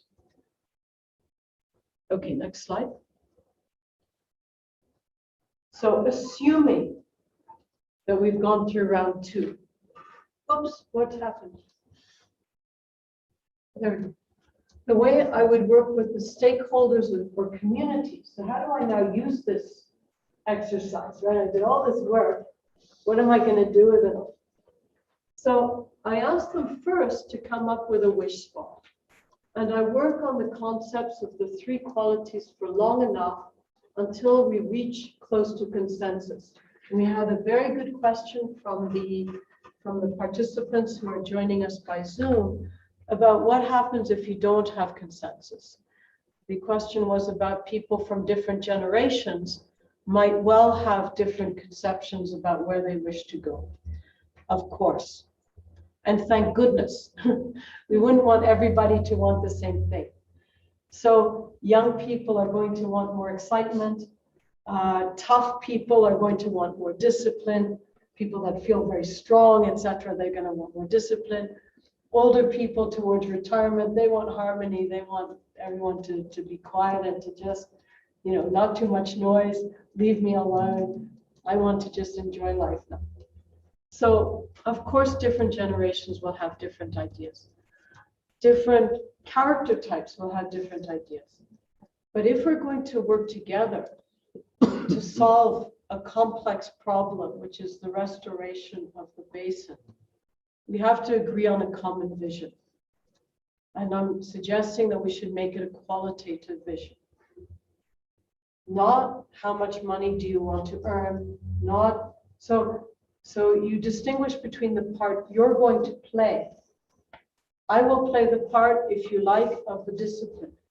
I will do that. But it's for the whole society moving towards a particular quality, towards a certain desire, towards a certain place where we wish to go. But it takes time. This is, again, deciding where you want to go. What is your view of the future? Now, and I'm not asking in terms of concrete things. I'm not saying clean the water up. I'm not saying everybody's income should be X. I'm not saying we should have X number of libraries or everyone should have schooling. It's not in terms of these very concrete things. It's just in a very abstract way. And so we just think about these 3 qualities. Abstractly, where do we want to go? What do these qualities mean? How do they speak to us? The colors will have something to tell us. It's emotion. And I think that if we have enough discussion, we should, as a group, as a society, be able to decide on a common area that we want to go on eventually. And again, that's separate from, I will play my part doing this, which might be very different, right? We don't all go in the same direction. This is a mistake that sometimes people make, is that everyone has to be convinced about doing exactly the same thing. No. You will play your part, but the end result is this. The policeman is not a policeman because they want a quiet life. They want for other people to have a quiet life. They're willing to sacrifice themselves to bring discipline in the society, to protect other people so that they can have a quiet life. But that's the role that they can play. They feel they have the strength. They also want maybe the prestige of being a policeman, the respect of being a policeman, in reward for the fact that they are going to be protecting people to then have a quiet life. Or if they're corrupt, then they're going to make some. So yeah, whatever their view is. But if there's no common idea at all in the society, we cannot reach consensus about where we want the Santiago River Basin to go qualitatively, then there's no hope in trying to find any way of restoring it finally. Because one person's going to want something and someone else is going to want something else, there's no shared vision. in general, most societies want something around excitement and harmony. They understand that you need some discipline to get there. So you don't want the arrow to be right at the circumference of the circle, but you want it somewhere between harmony and excitement. Excitement because you need the stimulus, you need for things to move, you recognize that things move, but you want harmony, you want stability. If you're interested in the environment, then you want harmony. If you're interested more in the economy, then you want more stimulus, you want more growth. Okay, and then in society, it will depend very much on the things that you do. So that tends to be what happens. So that's step number one, and that's a long discussion. Yeah. I think this is a question for Fernando de Puerto Vallarta. Yeah. To recognize in a light way the degree of importance of the various actors from their points of view. Mm-hmm. Yeah, so of course, everyone has a voice. They all get to say, look, I want to see this, I want to see that. And what we look for is a consensus between those voices, not that everyone agrees on exactly the same idea, but we look for some, because if we don't have a shared vision, there's no point. There's no point in trying anything. But so you want to distinguish between the part you will play, your vision, what are you going to do for the rest of society, and you might need to compromise.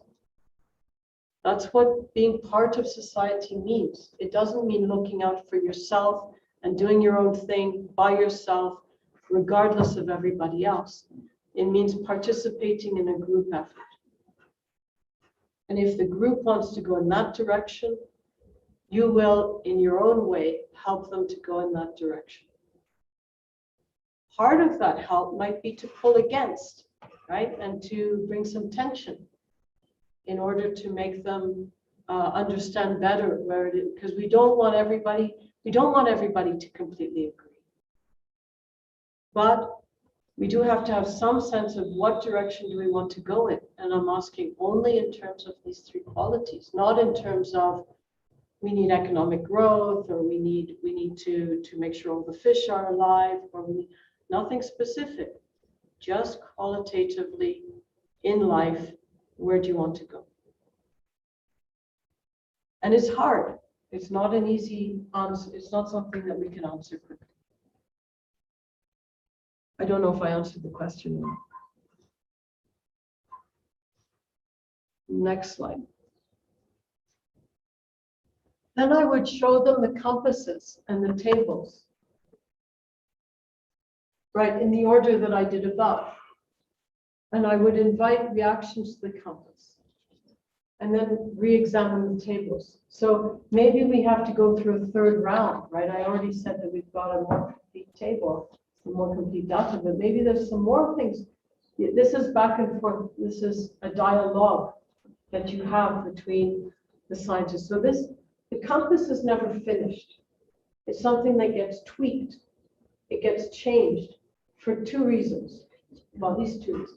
One is that the outside world changes, right? It's not static. So stuff happens. I mean, the COVID-19 happened, right? And then government reacted to that. So things happen from outside. But also there are feedback loops. Once you learn and you say, hold on, the social compass is going in this direction, that doesn't make a lot of sense. Maybe there's still some data that we're missing. Gosh, we should add this, or we should reconsider this data. You know, so there are feedback loops that you reconsider things, you re-ask questions. This is why it's a philosophical exercise. It's not a question of taking your measurement tool and simply measuring something. We're asking quite often when we did the data analysis, what is the meaning of this data? What does it really mean? And that answer changes as we reflect on it once, twice, 3 times. We learn new meanings because there's a feedback loop. We learn from constructing the compass. We learn new things. It influences us. The exercise of constructing a compass changes how we see the world, how we see the world around us. So we might need to remember also the stories that we told about the data points. The stories concern the underlying causes. What is happening? What is moving those indicators in that place? Why are we saying that this is happening? What is the relationship between some of the indicators? That has to do with the underlying stories. That's why they are important. We don't erase them. We leave them there. Because it's at this point that they will resurface again. We have to retell those stories. And we have to ask ourselves, maybe there was something in that story. Maybe we need data about the waste treatment plants. They're not doing their job. In what way are they not doing their job? How do we improve them? Is it that you need more expertise? Do you need for the plants to be bigger? Do you need for them to also have another method of treating the water? Add in another chemical that gets rid of something else? I don't know. So what it is that they need. The compass used this way prevents policymakers from focusing on something that does not matter, does not change the direction significantly enough. They will not be distracted, but stay focused on the desired direction. And this is very important too. Too often, policy is made in reaction to something. Something happened yesterday, and everybody is reacting. They're all very emotional. They've got a time thing idea, and they don't have enough objective remove, and they react. And then they make these policies. Or they're distracted. I don't know if this happened in Mexico, but a few years ago, there was a picture that went through the media of a turtle with a straw up its nose. Okay, and everybody reacted to this turtle.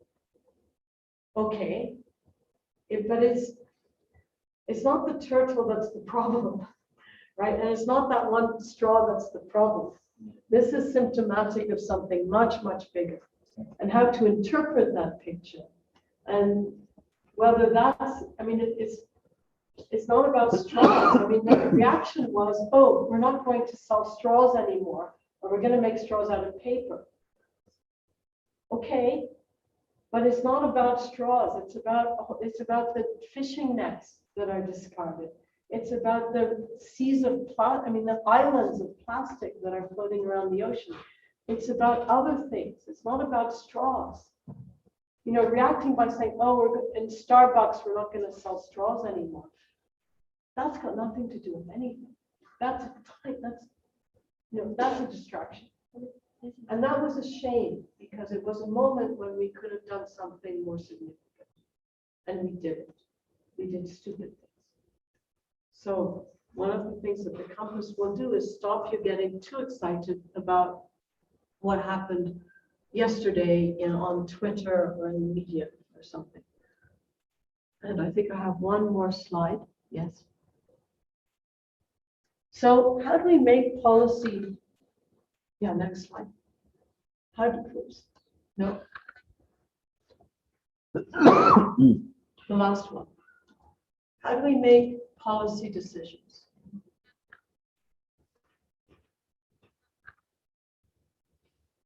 Well, we decide on policy by looking at, now we're considering complete data tables.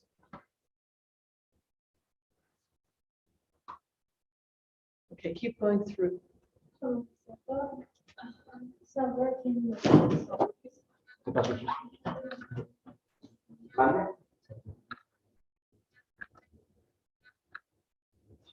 There we go. Okay, that's the one. Thank you. Okay, so how do we actually make policy decisions? We look back at, now we're talking about more complete data tables. What are the indicator arrows that are pulling the arrow away from the wish spot? And what are the ones that are pulling in the right direction? As policymakers, you encourage the ones that are going towards the wish spot. You discourage the ones going away from the wish spot. Maybe you put taxes on CO2, on fuel, if that's taking away. Maybe you encourage libraries, because libraries are bringing something, a social good. So, and we could think in terms of trade-offs now as well. Maybe industry doesn't want to clean up its own mess, but it does want to invest in libraries. Get them to invest in libraries. This is something that they want to do. So we look at the data that pulls the actual compass reading towards the wish spot and the data that pulls the compass away from the wish spot. Policy should also be realistic. Right? We can't ask policymakers to do something that is not feasible. So what are the data points that we can address? What are the ones that we can't address? Can we go back to the, can we go back, the slide changed. So we have to be sort of feasible.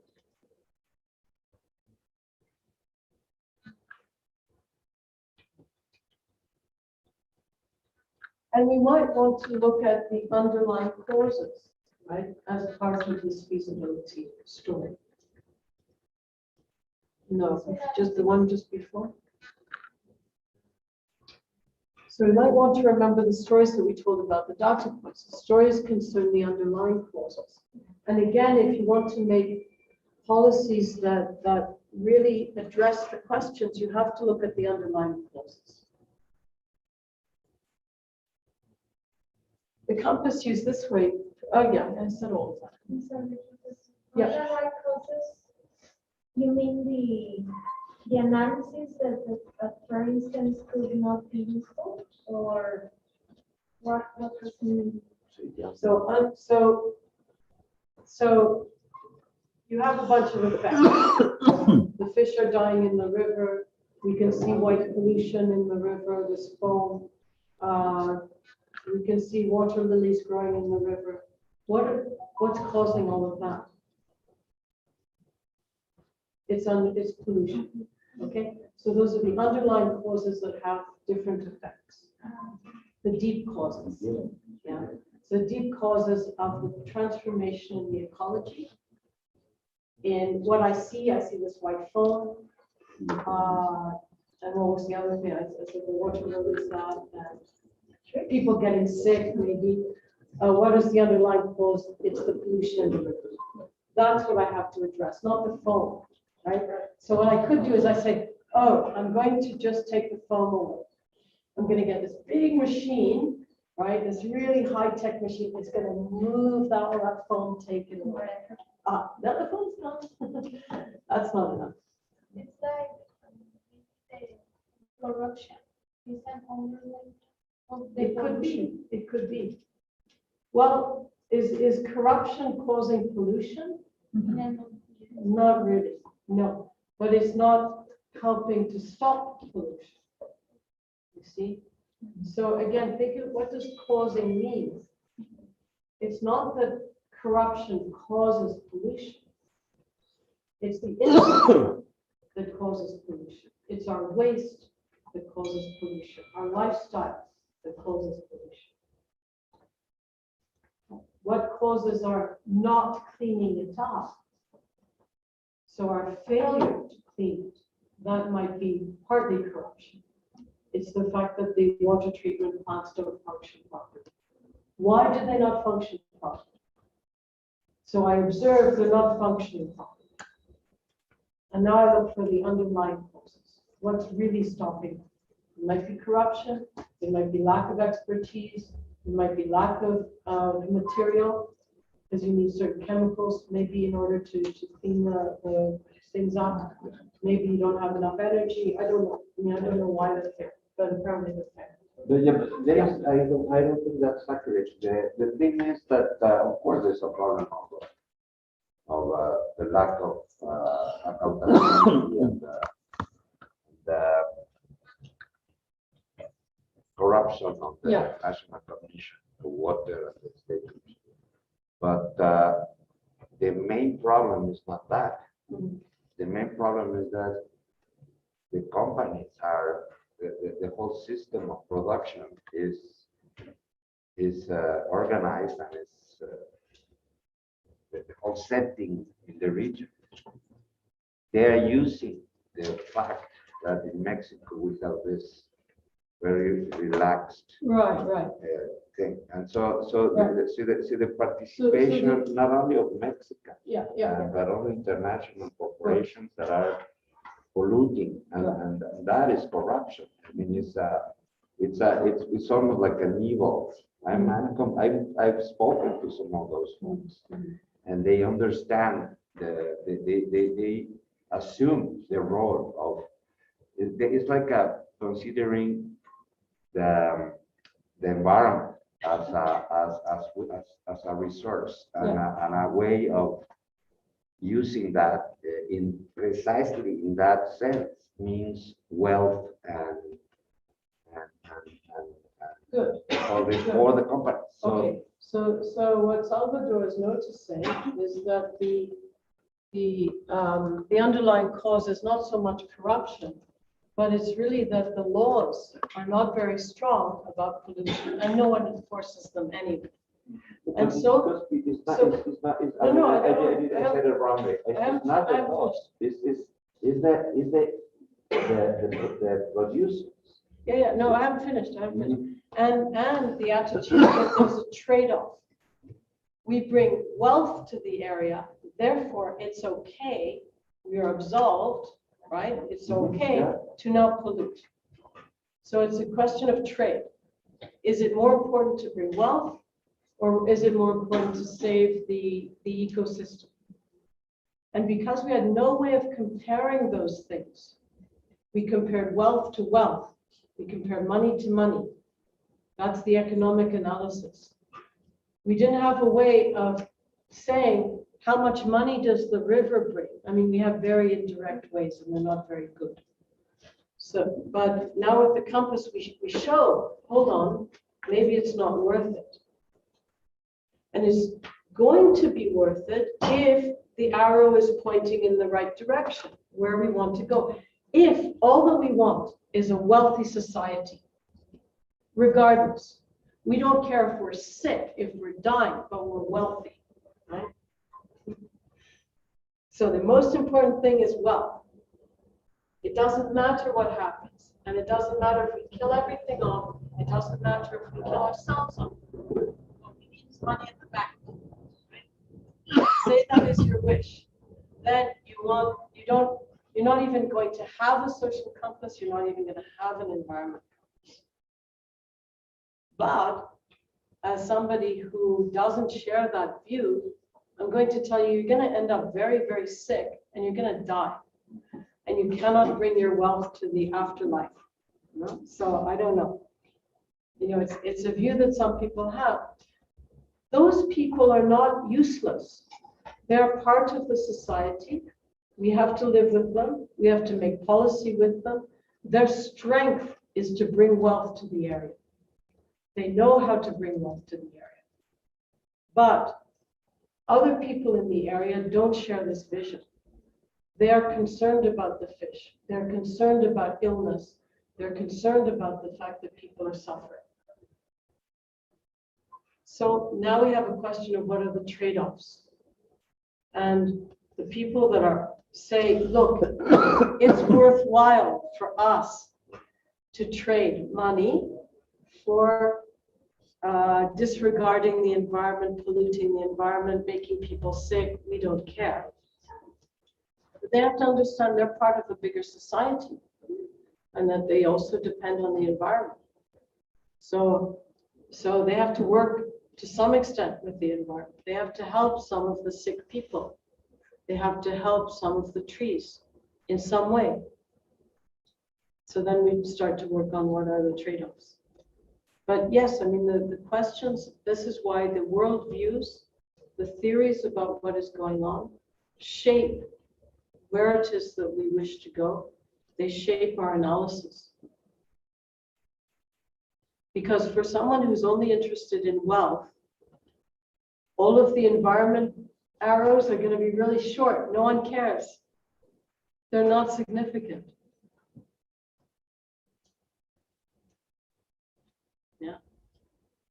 So the baseline is going, I mean, or they just throw out the environment table, they throw out the society table. They can't even see it. But they have the strength. They bring wealth to the area. That's I think that there, of course, there are this vision for this. Yeah, but my view is that is the, as you said, the vision of what is economics, what is the environment, all this epistemologic, the approach. If you sit with a business community, Yeah. and then that they have this.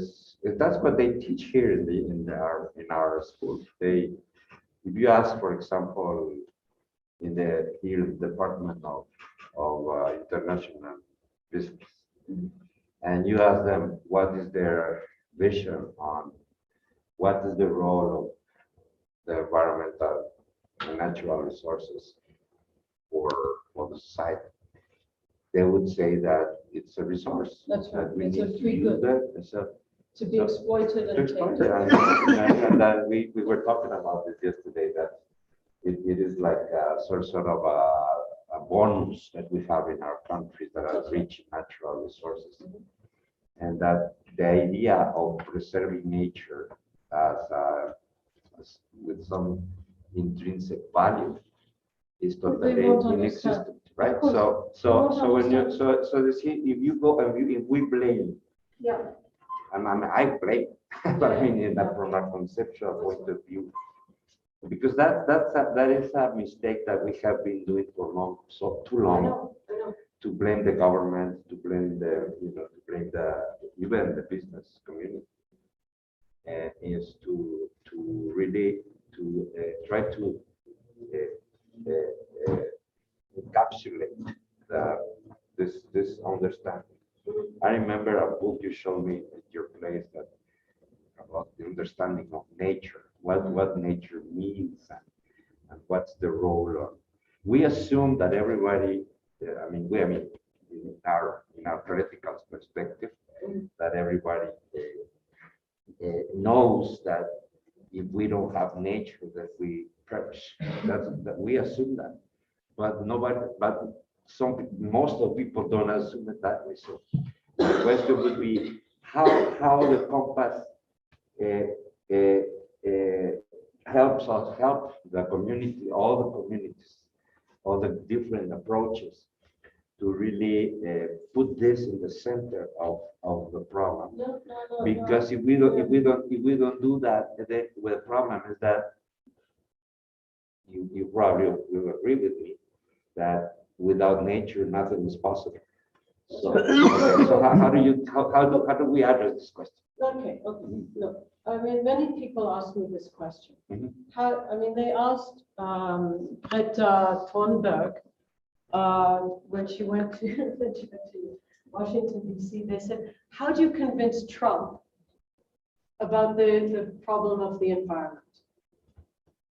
She's a young girl. She's 16 years old. And she answered very wisely. She said, I can't talk to Trump. I'm not going to talk to him. He doesn't believe in the science. I don't know how to talk to him. It's not her job.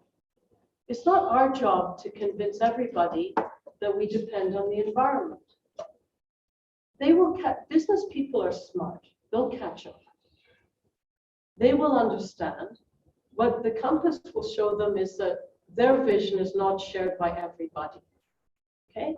So then they'll start to think, gosh, okay, so not everybody is trying to become wealthy only. And not everybody believes that we can live outside of nature altogether. And not everybody believes that this is an infinite resource that we just get to take whatever we want at whatever rate that we want and just consume it, make money out of it, and then we're done. This is not the game for everyone. That's an awareness that maybe they already don't have. They think everybody thinks this way. Well, already, if they're going to sell stuff, they have to sell stuff to people. And the people don't all have the same idea. So then they're going to want to do a little bit of greenwashing, right? They're going to want to appeal to that market right? The people that are going to want to, preserve, green economy, blah, blah, blah, blah, blah, all those nice words. Sustainability, using green energy, et cetera, et cetera. So they notice, so just thinking like a businessman, you don't have to convince them so don't think you have to convince everybody of the same vision. I'm not saying that. Okay, right, but it's something a lot of people want, and leave them behind in the dirt, they'll catch up. Just leave them. Hold on. So what they will notice is that there's a market out there for people that want green, sustainable, blah, blah, blah, blah. So they will try to greenwash. They will try to say, oh, we're using only sustainable paper, blah, or recycled paper, blah, blah, blah, blah.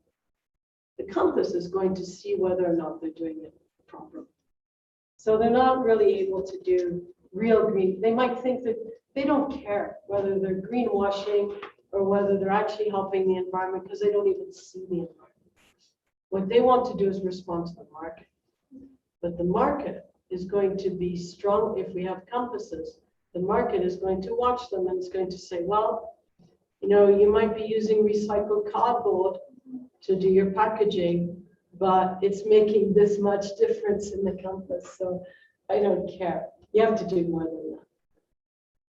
And they're going to have to do more. And again, they might think of it as greenwashing. They might think they're fooling everybody. I don't care what they think. What I care about is whether the trees are doing better. And that's something that will show up. Okay. Oh, I was going to say that what I understand what Dr. Felicia says, maybe he's, I don't know, Dr. Maybe a little preoccupied that this underlying causes that we are talking about did not bring guilt to the government or not bring guilt to without seeing the whole structural problem. It's not going to show in the comments. Maybe that's what you are referring, Doctor? So the compass is a bit subversive, right? Maybe we should turn the camera off. I don't know if I want this to be public. Not fair. I already said about our students.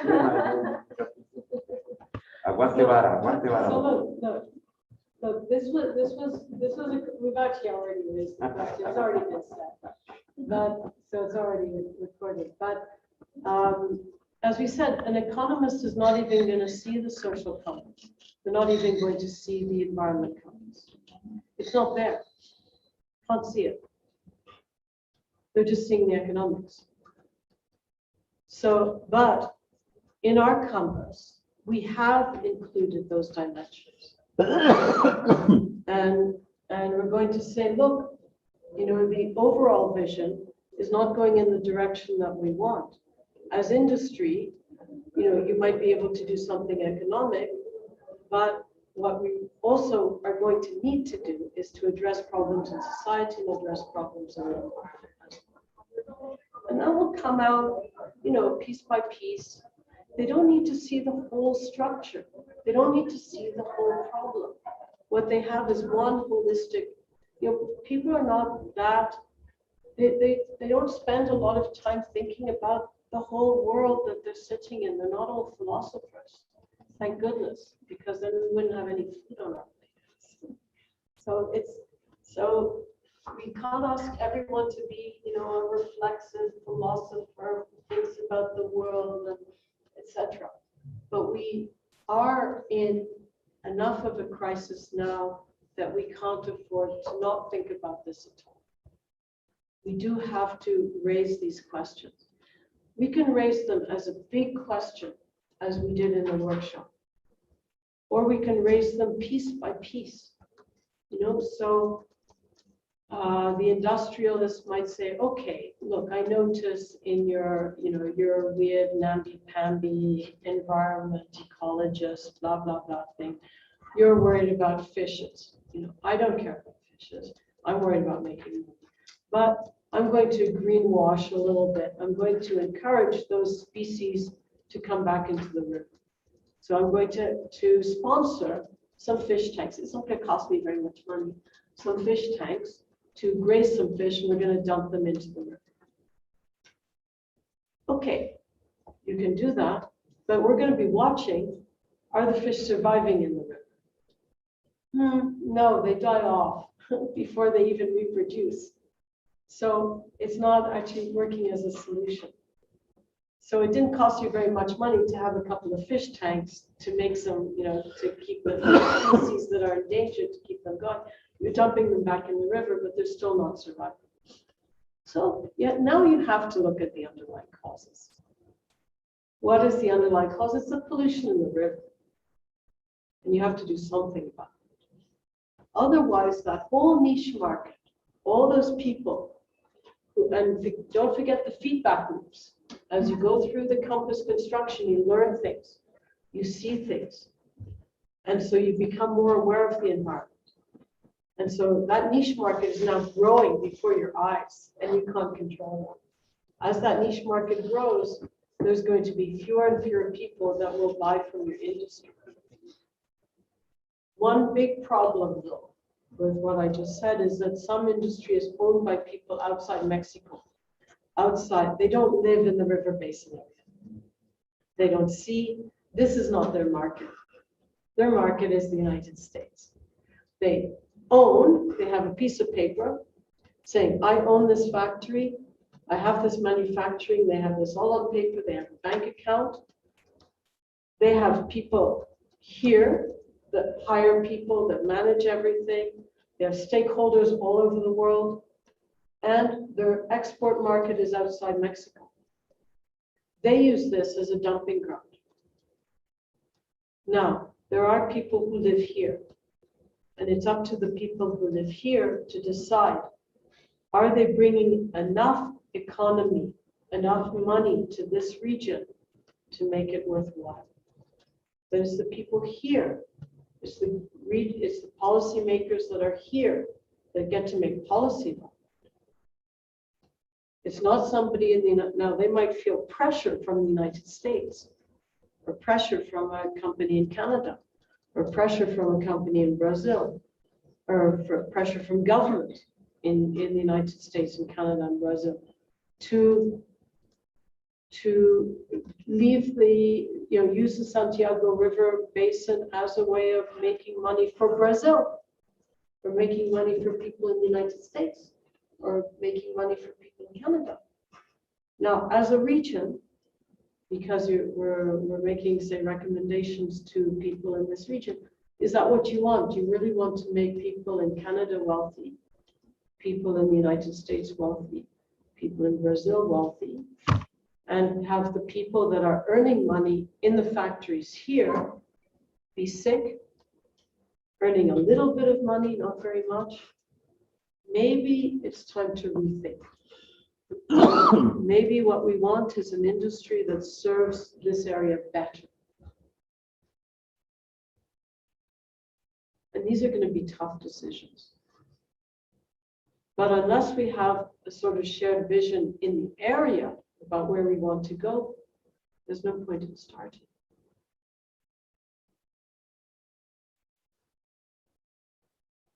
What was your question? No, I was saying to the professor that she was commenting about how to convince people. But I might understand something different from what you said before. Yeah. I said that maybe you referred to, you were preoccupied that the structural causes doesn't reflect in the compass. Remember, see, in fact, I didn't say that I want to convince everybody. Yeah. My concern, it goes in that direction, but it goes more like in a conceptual, framework of everything, not only the compass, but everything that we are doing. That the political imbalance and the structure of power that is behind this of the settings is it doesn't even allow us to sit with these folks and try to not convince them, but try to negotiate for this trade-offs of things. And what I see of the instruments that we're doing in the project is like the economic valuation of ecosystem services, which is a very entrepreneurial approach to what the economic benefit of this way of exploiting nature. How much money is really being made by doing what we're doing here? You know, this kind of thing. And you know, and this kind of overall holistic vision of what, you know, how things are set. All this, you know, analysis or the whole context of what's happening in the region. We have to be, you have to like take one step behind and try to see that the imbalance of power and the way, for example, transnational corporations have their fangs and everything just everything is controlled and implemented from all overseas and all this. This makes me think about this blind spot that we have in the whole system that we're trying to do.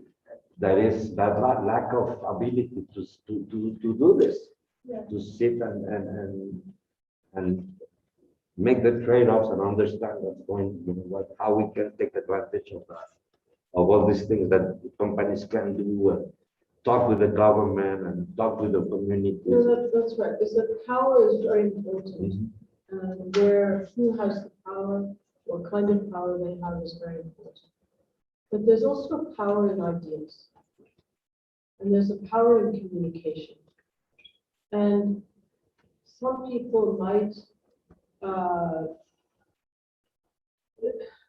I think that what happens with a lot of the business people that are really only concerned about money is that they don't know how else to think. They haven't been given another way of thinking. And they're given qualitative data. And they tell us that it's not scientific. So I think if we bring the compass to them, then I promise to recycle. that if we bring the compass to them, it gives them also something as abstract as a dollar sign, as a sign for pesos, as a sign for euros. That's a very abstract concept. And they feel that they have a good handle on it. Why? Because they have numbers. And they make calculations, and calculations are rigid.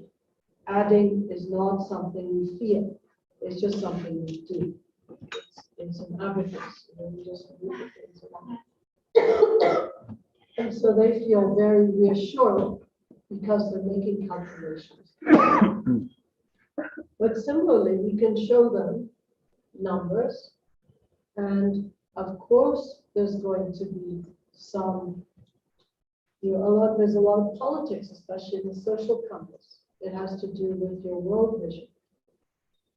And look, I don't know. I mean, there's going to be different people in the business community. There's going to be those that are climate, you know, change deniers, that, you know, are just like Mr. Trump, and they're very difficult to convince. It's very difficult to know how to talk to them. And maybe we can't. Maybe. But we can, I mean, there's no, we're assuming that we have this channel of communication, and there is no channel. Right, so communication is about meeting people halfway. What are the things that we do share? So what they understand is bringing wealth to the area.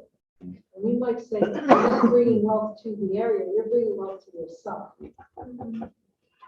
okay? And then you're bringing some jobs to the area, but they're not very good jobs, okay? These people, they're not earning good money in your factories. You're not, the trickle-down effect is not working. So you tell us that you're bringing wealth to the area, government sort of laid over backwards and said, oh, you're gonna bring industry to us. You're gonna bring wealth to us. No, you're bringing wealth to yourself. And so if you want to continue working in this area, you have to bring wealth to this area. How are you going to do it? You tell me how you do it. That might understand. But my point is that we don't have that.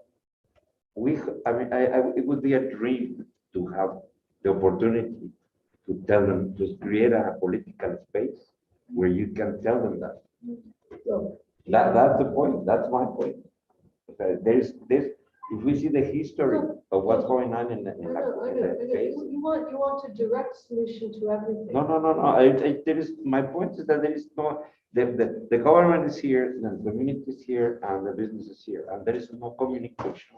I think the. It's not that I want to resolve it. Is that we won't have enough, we're thinking ahead as you said. Yeah, we're getting Very forward. good. It's very good. The thing is that we have a problem with the social compass. We have a problem with the environmental compass. We tend to navigate between those circles. The thing with the economic compass, for example, maybe Professor, you're concerned how to approach, right, to these people. And in those cases, we might need a strategy, like you said, maybe through these accountability, like services, environmental services, or someone who might get approached to them. Maybe not us, maybe someone in the business. What Professor Friend said, like by the fact of things changing, they will incorporate. Or the other way, yeah. The other approach would be to teach them to do the compass work with But how do you with economics, only Uh-huh. with economics, right? Which we could do. That was not hard. But how do you approach them to tell them that we want to do that course? There's no communication. Look, It would be great if we could have you here and all the members of the maquiladoras industry here learning. That would be the best thing ever in Mexico. Exactly. But there is no we I cannot know. create that space. Look, we can't do all of the jobs, can we? I can't force those people to come in here. I'm an academic from France. Exactly, that's. I mean, I'm not going to now, and I can't bring the narcos in here either. I'm sorry. But I can do my job. Uh-huh. What is my job? What can I contribute? I can teach you to do this. You can then use this for publicity. You can go to the journalists. You can show nice compasses with nice colors and a little arrow. And then you make an analysis and say, this is where we're going in society.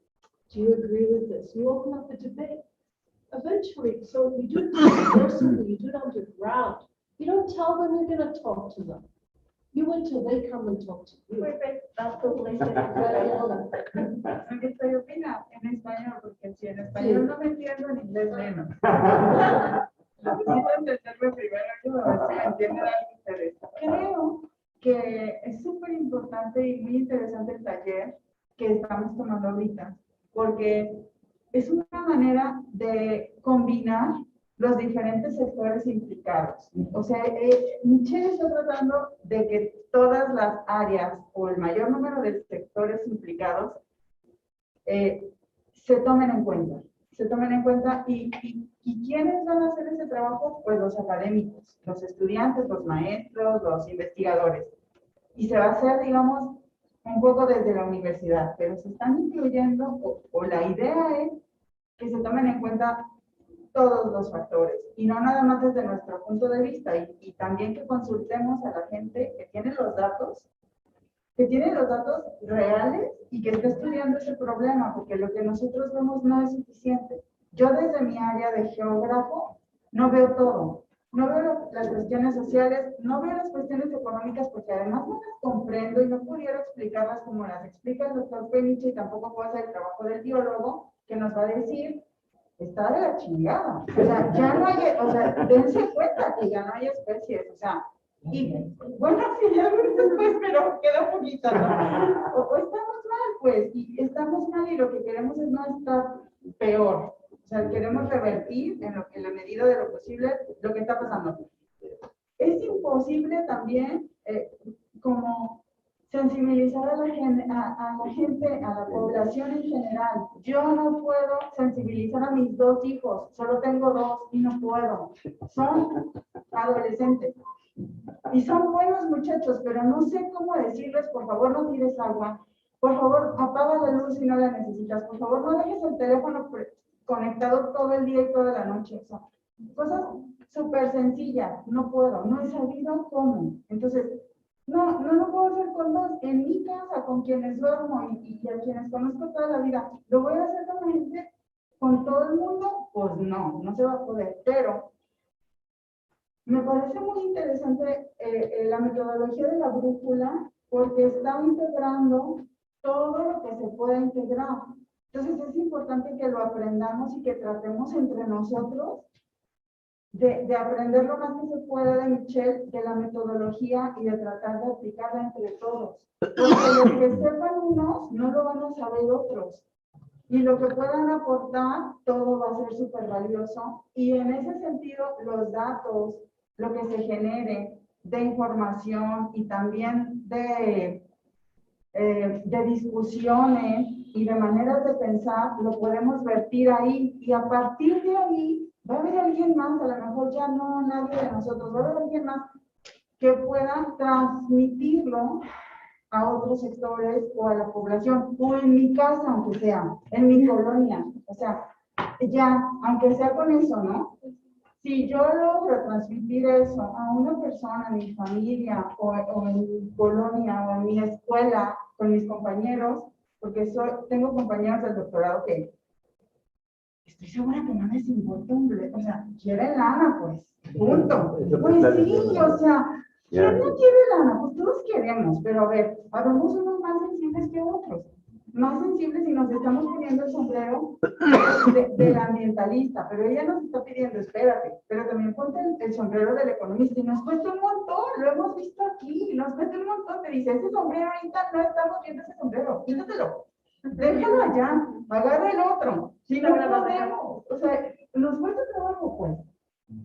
Estamos haciendo este ejercicio, necesitamos hacerlo como una y otra vez. Se me hace muy padre porque es un tema que estamos aquí, pero ¿cuántos somos? Cuéntenos, ¿cuántos somos? Debería de estar esto lleno, porque es un problema, una situación que nos beneficiaría a todos, pero no todos estamos interesados, ¿no? Entonces, creo que es muy padre lo que nos está intentando transmitir Michelle. Desafortunadamente creo que pues nos va a faltar tiempo y a lo mejor ustedes, si son tesistas ya directamente, pues pueden darle continuidad a esto y los que no, pues a lo mejor de alguna manera tratar de seguir incorporando algo, lo que sea, el granito de arena, porque todas esas visiones son las que se van a enriquecer. ¿Y cómo? Pues está imposible saber cómo lo vamos a difundir o cómo vamos a poder incidir en las demás personas. Pero si tenemos la información, o sea, si logramos tener esa información y brindarla y ponerla, a lo mejor un flechazo por ahí puede lograr un cambio. A alguien le puede cambiar el chip, o a nosotros mismos siquiera, aclararnos a nosotros mismos todo el panorama en general, que yo nada más conozco así, un poquitito, y con las contribuciones de todos ustedes, mi panorama va a ser muchísimo más amplio. Yo añadiría que también trabajen directamente en las tesistas y tal, pero mucho más. So basically, she said, besides, Ya se fueron todos she los del has curso to virtual. receive That's one. she Yo pienso que said lo corto ya, ¿no? that